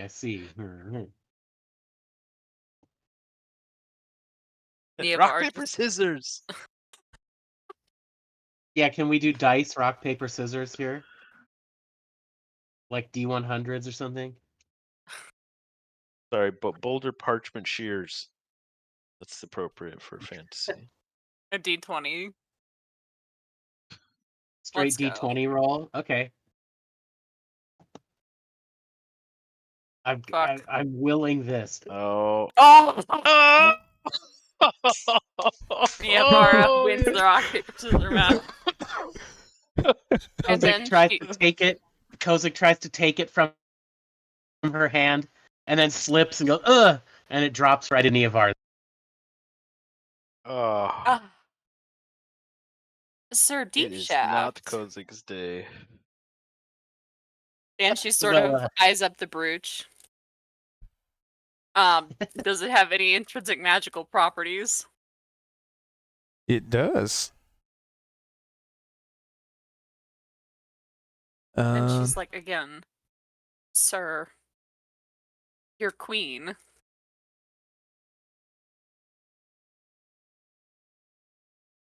Would probably not enjoy you wearing the finery of someone else's court. is this aligned with some other fairy court? I mean, And she looks at him long and hard.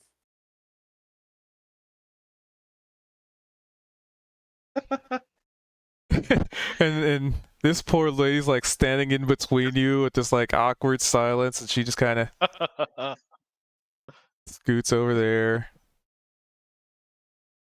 kind of Walks leans away. against this. That's very fair, actually. Well, it looks like it's a fine gem, and it does look like it would suit you very well, Niavara. So, congratulations. You really deserve this. Oh, Kozik. Are you upset that you didn't win the race, and now that you had to, there is a prize that you have won? It's one that we can't split. Well, I think whacking the knoll was all the reward that I really need. Maybe you Oh, could share it now and again. Maybe you can borrow it. Just to find Let's- out what it does first. I am curious about what it does. Niavara is in fact going to be looking at the brooch. So this Charles thing, like, you guys did great, you Knowles. You guys are super cool. Have a good day. so it has like the emblem of like a little sun on it, and it's like bright yellow, and it's still on like a button, so it's not just like the spiky bit. It's not like a sheriff star with spiky bits. It's it's got a background and it's got the little star, the sun on it, and mechanically, because you're probably like, what does this do? And I'll just tell you. So I just had it, and I scrolled too far in my notes. 1 second. There it is. So once per day, it creates a feast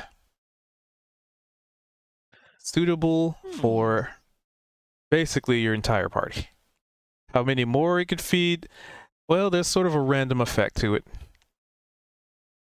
It's 2 charges. If you use the second charge, then think of it like the first time you use it, it could feed your whole party. The second charge only feeds one person, and basically if you run out of charges, then it takes a couple of days for it to recharge. So if it hits 0 charges, then I roll a dice to see how many days it takes for those charges to come back. I see. Otherwise, they come back each day, the 2. Mm-hmm. Oh. Nifty. See, it's kind of for everybody.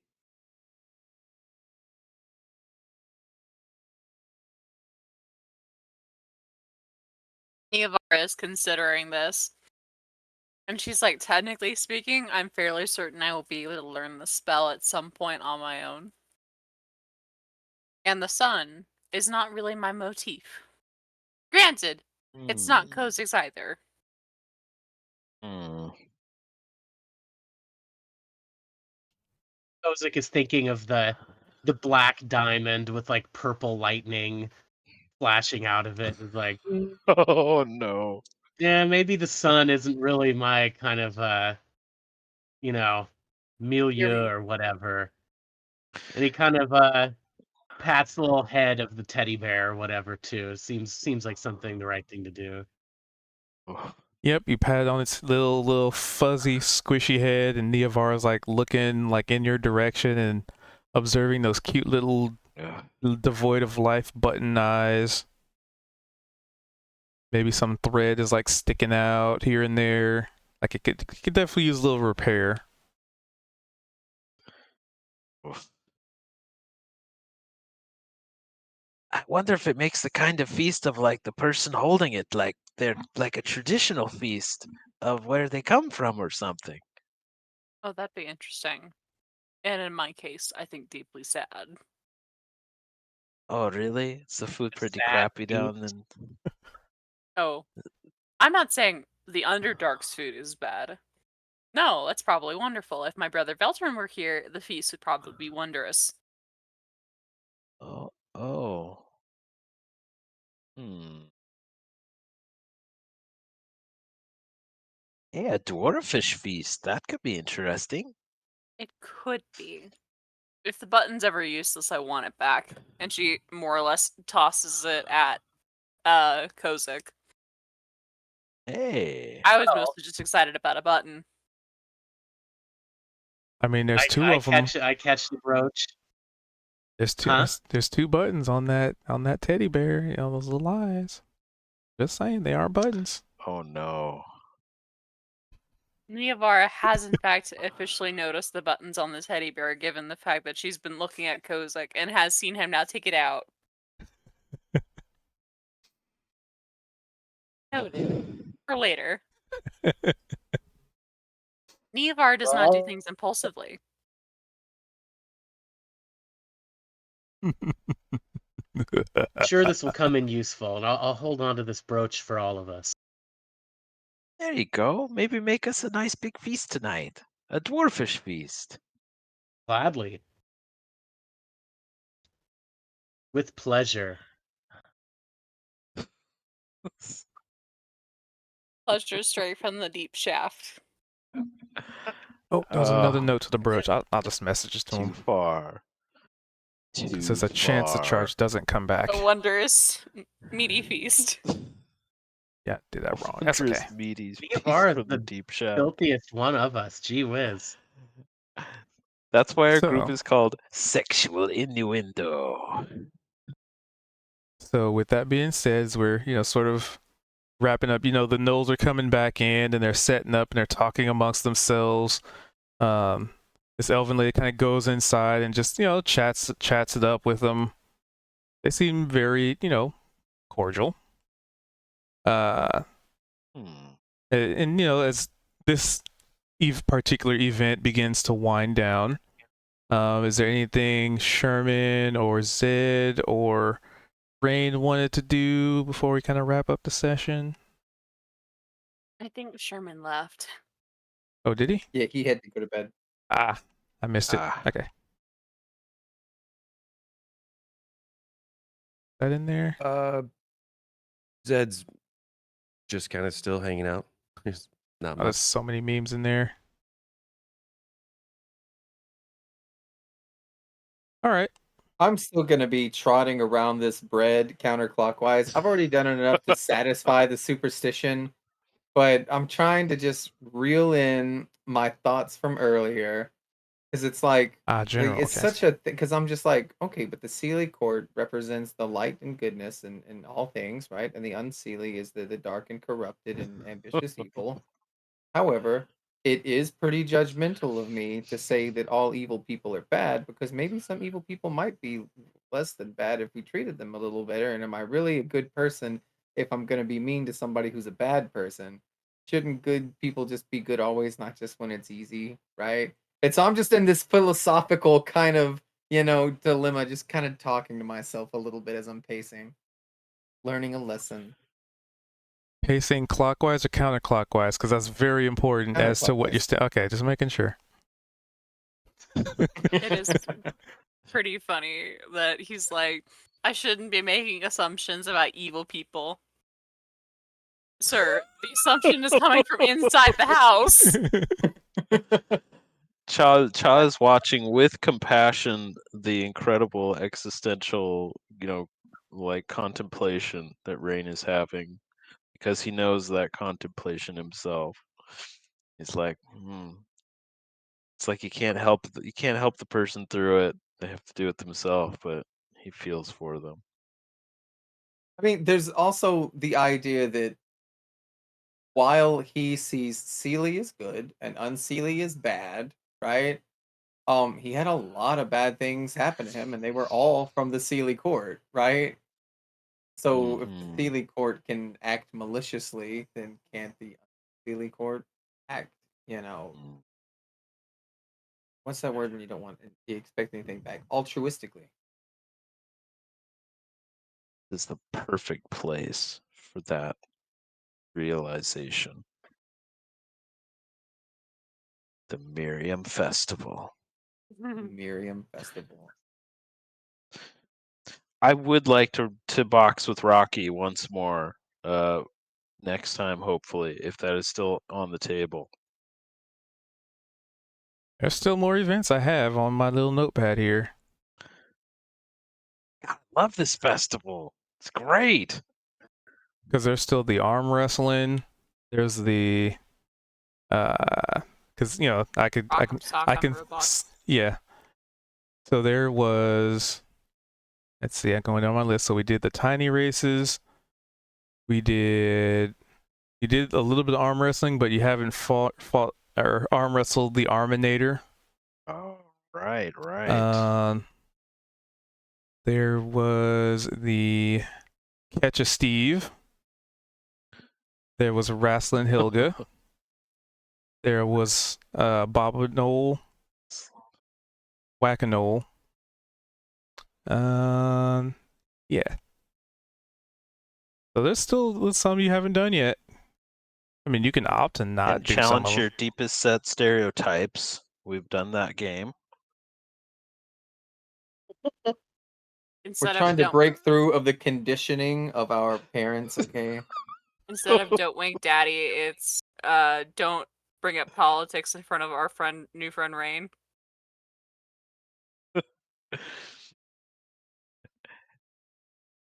I see it more like and he's we still have the game of trying to hook up Kozik. Oh god. It's long. Come on. I think Oh, Kozik no. has wept. I weep for how bad that went.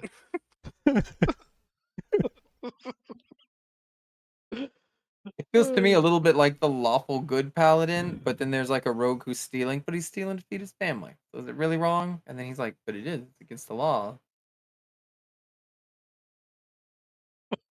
Oh. I like that you're having the dialogue out loud to yourself. Yeah, while Zed is like Zed here. and Zed and his girlfriend are just listening, watching you. Yeah, and I'm like, I want to do like a lot of hand gestures, right? Talking to myself and nobody else, right? And just being like, I mean, the Sealy Courts got me wanted anyway, and they did all that stuff, and then that's the reason that Sherman's in trouble, and just kind of muttering, right? Like lots of just kind of noises, little Charlie Brown, right? You're so animated that it's almost like not necessarily entertaining, but it's like you can't take your eyes off of it, especially Zed just sitting at the table. And so as you're, kind of gesturing and muttering to yourself, occasionally there'll be like maybe an extra long pause as you're kind of like thinking of the next thing to tell yourself. Um, and Zed will almost kind of like try to interject because he almost thinks you're trying to just have this open conversation. So he's, and then before he can even say something, you just are continuing the monologue. I'm like picking up like fruit off a plate and holding it up and being like, and the blacker the berry, the sweeter the juice, you know? And just nonsense, right? Oh yes, and there's also no sign of that chonky cat. Oh, that cat. Where's our little dragon friend? Did they come back? Sitting right next to Zed on the back of the chair. Aww. So what do you think, Mr. Zed? I'll finally start. I'll just lift off the table and start flying again. You think everybody's deserving of their own individual I don't even assessment? I don't know what kind of. We should just be good to everybody, right? I believe you got to try to, at least at first, and then there's always some situations that whether you put yourself in I, or for one, think that someone we else. should be good to those that we meet until they give us reason not to be good to them. The way I see it, what if you were gonna pick like somebody's on the edge of a cliff and they're hanging on a cliff and there's nobody else around, it's just the two of you, right? And you have the option of helping that person up, right? And you have the foresight of knowing that as soon as you do, they're gonna shove you off. You lift them up. I think a good person would. Hmm. I think that's what I'm learning. I think it doesn't matter if their actions are bad. That shouldn't change my decisions, right? I think thinking that their actions are going to be bad and being certain that it will be is part of the problem. You think? Yeah. Like, just help the person, and if they push you, you deal with that. But if you know they're going to push you, I mean, do you really know that? That's true. We don't really know. If it happened 9 out of 10 times, that 10th time it might not. How many times do you forgive a person? Yeah, but what if it's not a person? What if it's a whole family, right? Then you can't judge any member of the family by the actions of another. But what if it's like a Mhm. family of 1,000 and you've had interaction with 900 of them and they were all terrible? Then wouldn't it stand to So, reckon that some of the 900 might be assholes to the other 100? did you have that experience? This is hypothetical. No, I've had the Unseelies. mm, They're not okay. Yeah, I'm trying Aren't you not to just talking about how categorize the them. Sealy have also done some weird stuff? That's true. They've done some It's terrible things to both complicated. me and Sherman, and See, that's would who was that be after us. That was unseelie? the autumn. It was the Sealy Court coming after us that we kind of ran from earlier yesterday. And hence the complication there. How can you know who's good, who is evil, till you see them do something? Folks are You're reasoning right. yourselves into an early grave. I'll tell you what. Um, Be forthright one with your companions. Trust your companions and don't lie to them. And everyone else, keep your hand on your sword hilt. That's what I believe. Ha what? ha No, ha. but we're Everyone talking the else? opposite of that. What about all the friends we've made, Kozak? You're my friend, Mr. Cha. Uh, I you're don't my see any of those friend. other ones around, do I? It's not Alan so Alan complicated. chimes in. Hi. Alan, you're okay. I feel like everything Mr. Chaw was trying to teach me, you're trying to say the opposite of Mr. Kozik. It sounds like a lot of non a lot of hooey. Well, Kozak is talking about loyalty, which is good. But Kozak, we're trying to be open to people. Like you had fun with those gnolls, admit it. That's fine right here and right now. There's no danger. But out there in the marshes when your boots are in the mud and your clothes are wet and the gnolls are descending upon you from all sides. You could try to talk to them, I guess. Lest we not forget the the condition that we found Kozik in when we first What do you came mean? across him. How'd you find him? See if they can Oh. hear this. We were in the Well, Underdark. they can hear all this. Myself and lizard All of folk us. named Drari. We had just escaped from being captive and came across the rest of the folk here, and Kozik had almost just lost his entire crew. I call it a crew, but they were traveling merchants. You speak the truth? Trust for some people is easier handed out than others. I will say. So let's not judge each other for the way that we might approach certain situations. Rain, I think that your thought process about all this is definitely positive. But for instance, if we're approached by people that we all don't know, By the way, don't be surprised if I've got my hand on my hilt as well. You do? You've seen it Golly, before, we never Chaw. knew. I mean, I guess when I new don't people draw my approach, I'm blade just like, in a hasty I'm just like, manner, look, in a threatening or look, new aggressive. friends. Hey, not everyone's a friend, Chaw. We've met. Well, I For know. all the friends that we've met along this journey, it's been about tenfold of the people that we've had to fight or kill. Well, I tried to treat them all like friends before they tried to kill me. Fair enough, but that's the whole point there. But You it's trusted that person too much, they get a blade to your neck, and then what you do?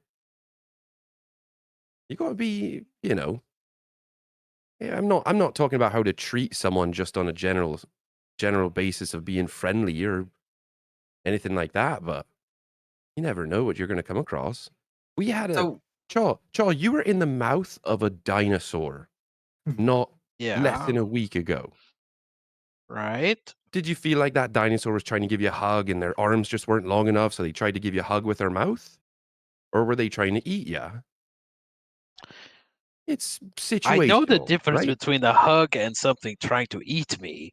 I'm not Correct. stupid. Well, right, but how do you know that that was the intention? By the metaphor of being pushed off the cliff and all. What if they were just trying to be friendly? Well, your interpretation was, well, I'm being eaten. Okay, if somebody Just tried to saying, hug it's me, all.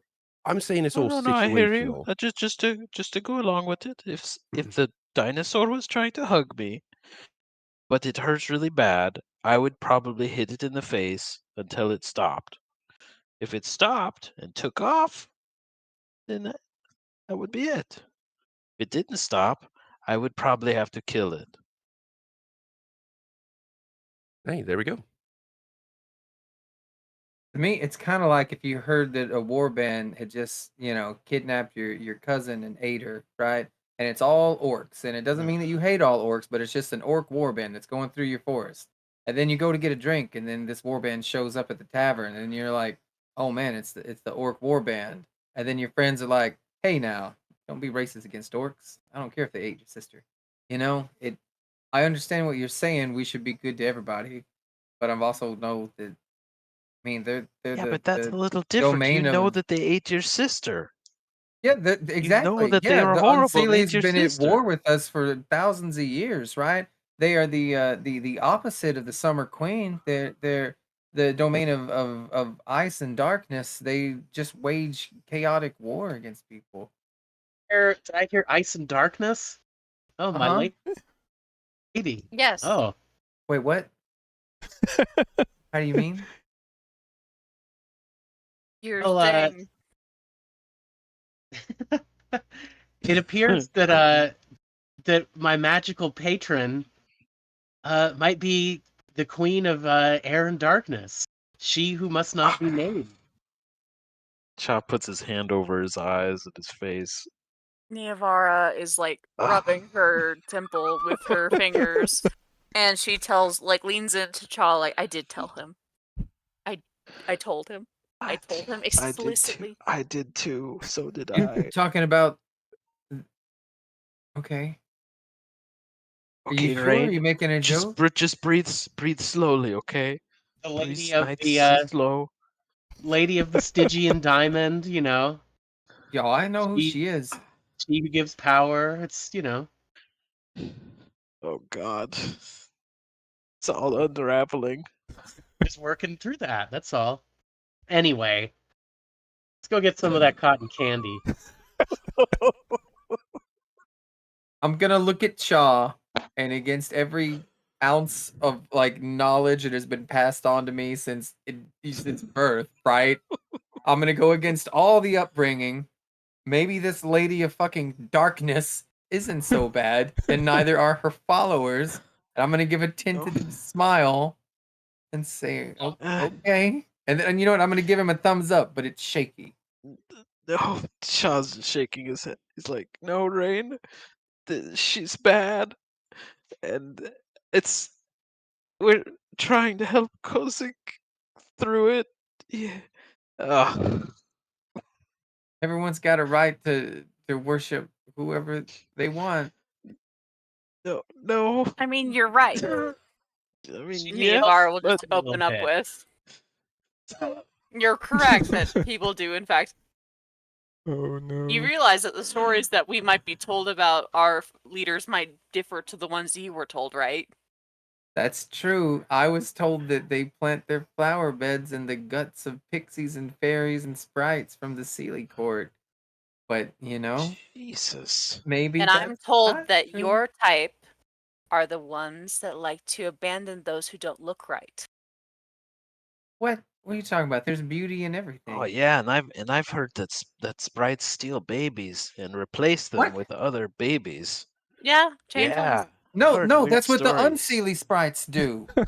not the Sealy ones. That's what we're talking about. These are the stories we were brought up with. See how they're not accurate? They're just stories. They're stories that shape our lives. I was told that humanity cast us to the side and left us to rot in the crevices of the gutter, and that when the time is right, we're going to come up and slaughter them all, of course. You Oh, did? Well, I hope that time's a long way off. At That's this point, all. Zed's Look gonna at kind of Zed. look up and peer over at Neovar. Question.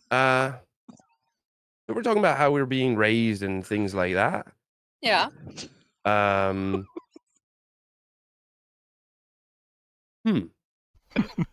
And without saying much else, Zed is going to use disguise self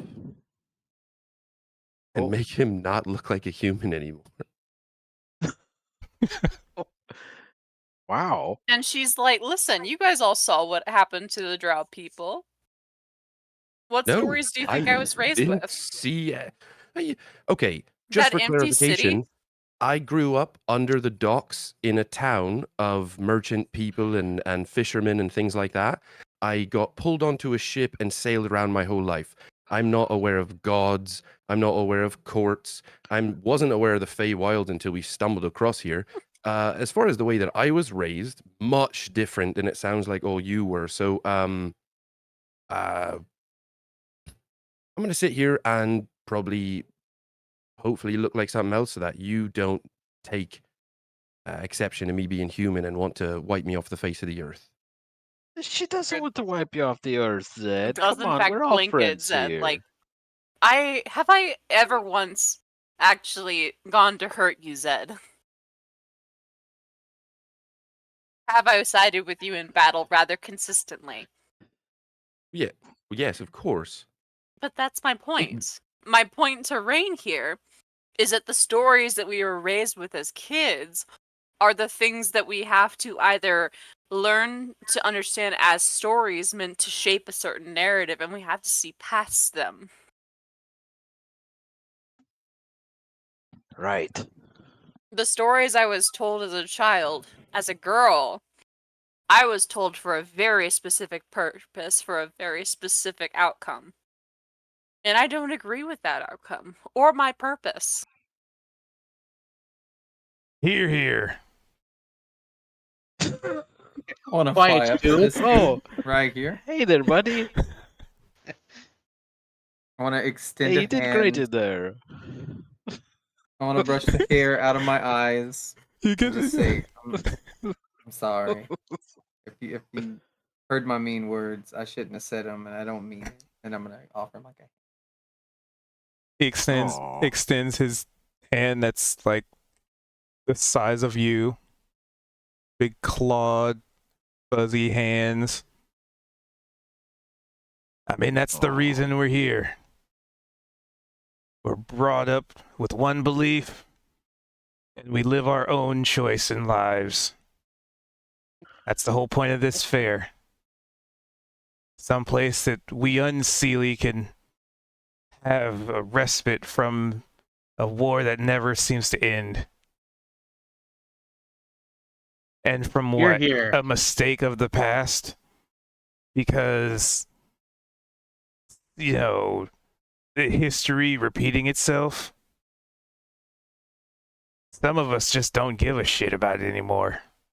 Some of us just want to see what it's like to not have to be under someone else's boots. That's why we're here. Maybe we should just start our own court. And we'll be the ex-Sealies. Then I feel history Get would another repeat prefix itself. in there. Yeah, Another no court. factions. Another court would just add to the problem. Let's just be cool. And you, That's why I'm Mr. here too. Kozik, was it? Sir Kozik Deepshaft, a dwarf. Yes, I know you're a dwarf.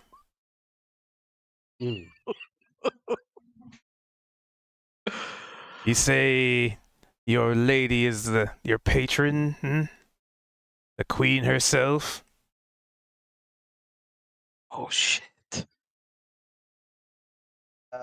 It seems that's the case.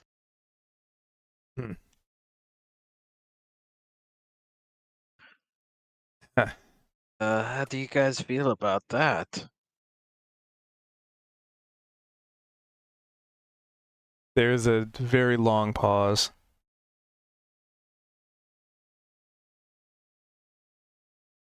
You deal with Draws powers breaths. very, very treacherous. But at the same rate. And he lifts his head to the air and just kind of sniffs.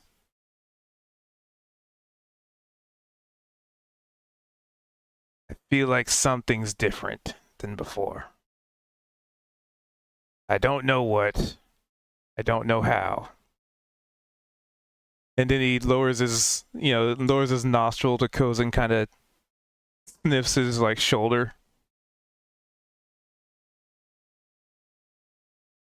But I could definitely say, you definitely have the stench of her on you. It radiates around you like a cloud. Take a step back. But we've learned that is okay, and we have to accept people for who they are, No, you, Lucas. how they smell. Well, our friend Kozik has done Are you nothing sure? but help.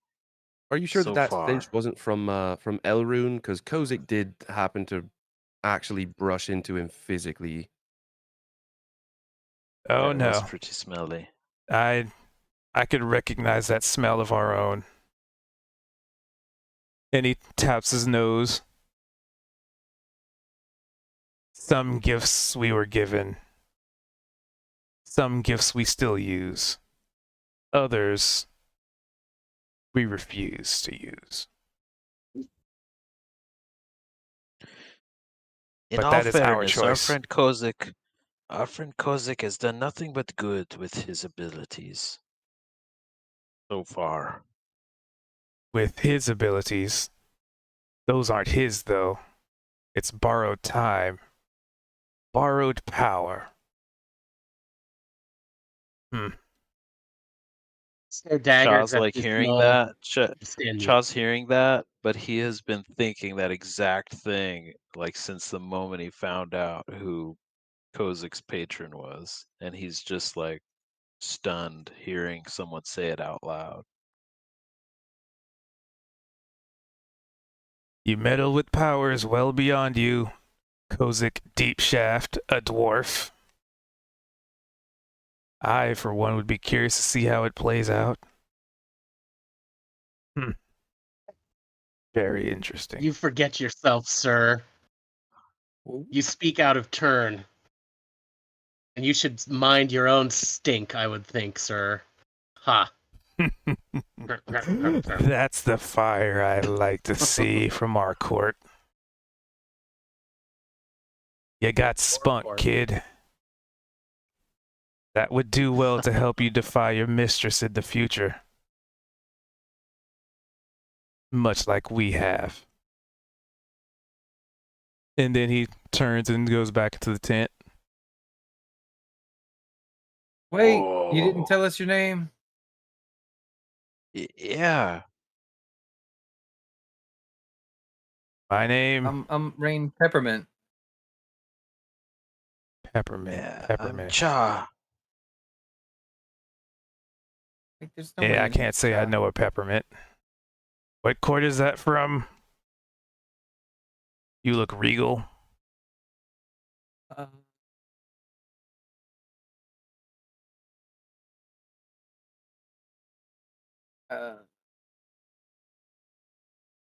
I don't want to lie. I just don't want to tell the truth neither. Is there some kind of in between I could do? Just say that out loud. Yeah. You don't have to answer, Rain, if you're uncomfortable. I'd please like to not answer. Our friend Rain's gone through a lot right now. This is a difficult topic. I know, I heard the whole thing. Yeah, Oh. Oh, what great ears you have, huh? it's kind of problematic. Yeah, maybe when you think you shouldn't just speak the words in your mind out loud, Rain. Well, you Oh. can call me Graf. And my three Graf. brothers in there, we came here hearing that there was a chance to break away from the seemingly eternal conflict. Sometimes death and murder gets old. What's the point of it if you just have to do it That's for again sure. and again and again every single day? What's the point?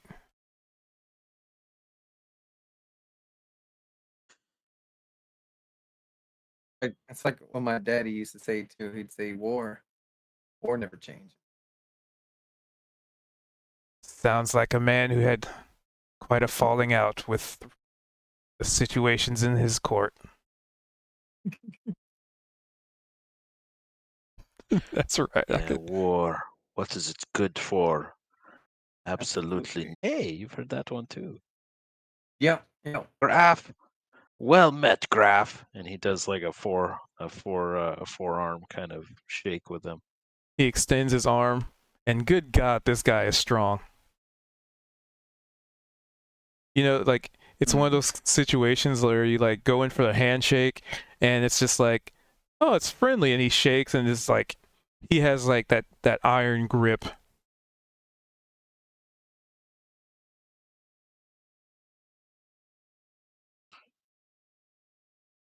Cha just tries to match it as best he can, but he's not that strong. I'm glad to find at least that. Well, all I could say, keep an eye on your friend over there. The queen hasn't been heard from in quite some time. I don't know what she's planning. I don't know what she's plotting. She can't like see through his eyes. Nothing crazy though, right? You're getting a little I mean, it robot-y. might be more severe than that, to be honest. Good question. What was the question? We'll definitely keep an eye. The question was whether the queen could see through Kozik's eyes or not directly. All I gotta say is it's a good thing she didn't show up, because last time we started saying her name, poof, there she was. Can't Oh. choose Really? ridiculous. What? And Chop on puts his that hand on note, his face again. I think that's a perfect, perfect question to end on. Oh my god, so good.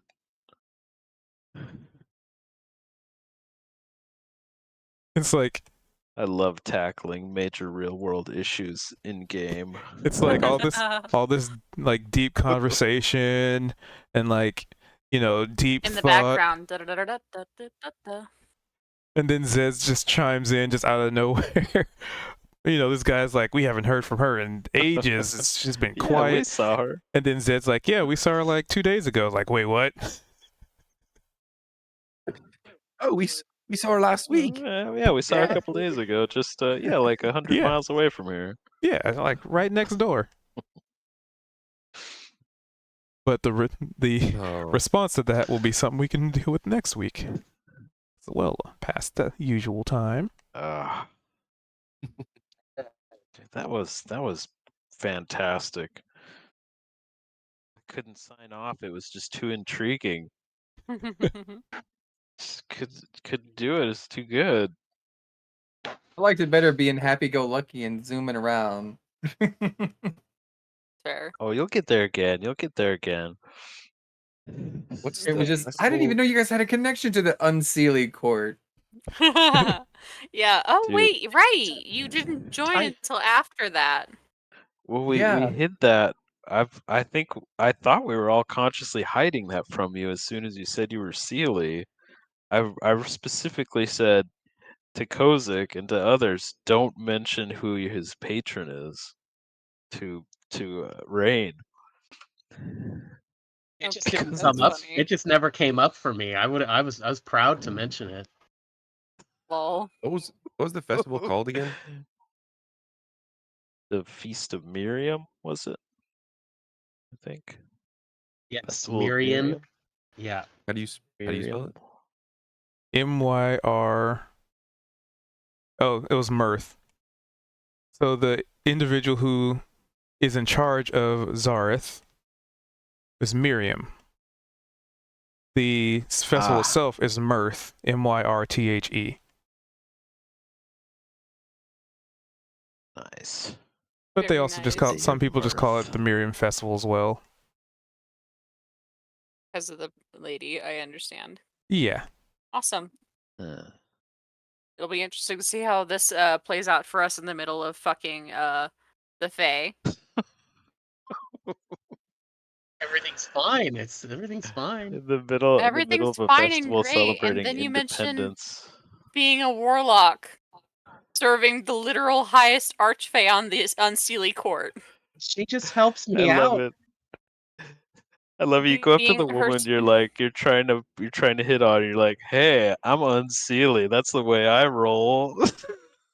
That was great. You guys were trying to hit on her for me. I just wanted to whack that Yeah. knoll. That knoll, yeah.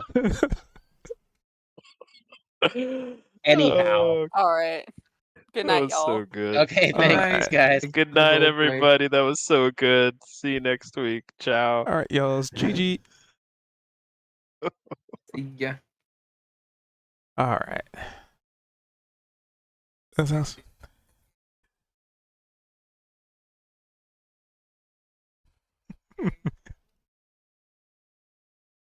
They still are a party of goodness. All right. So with that, I'm gonna wrap up the string.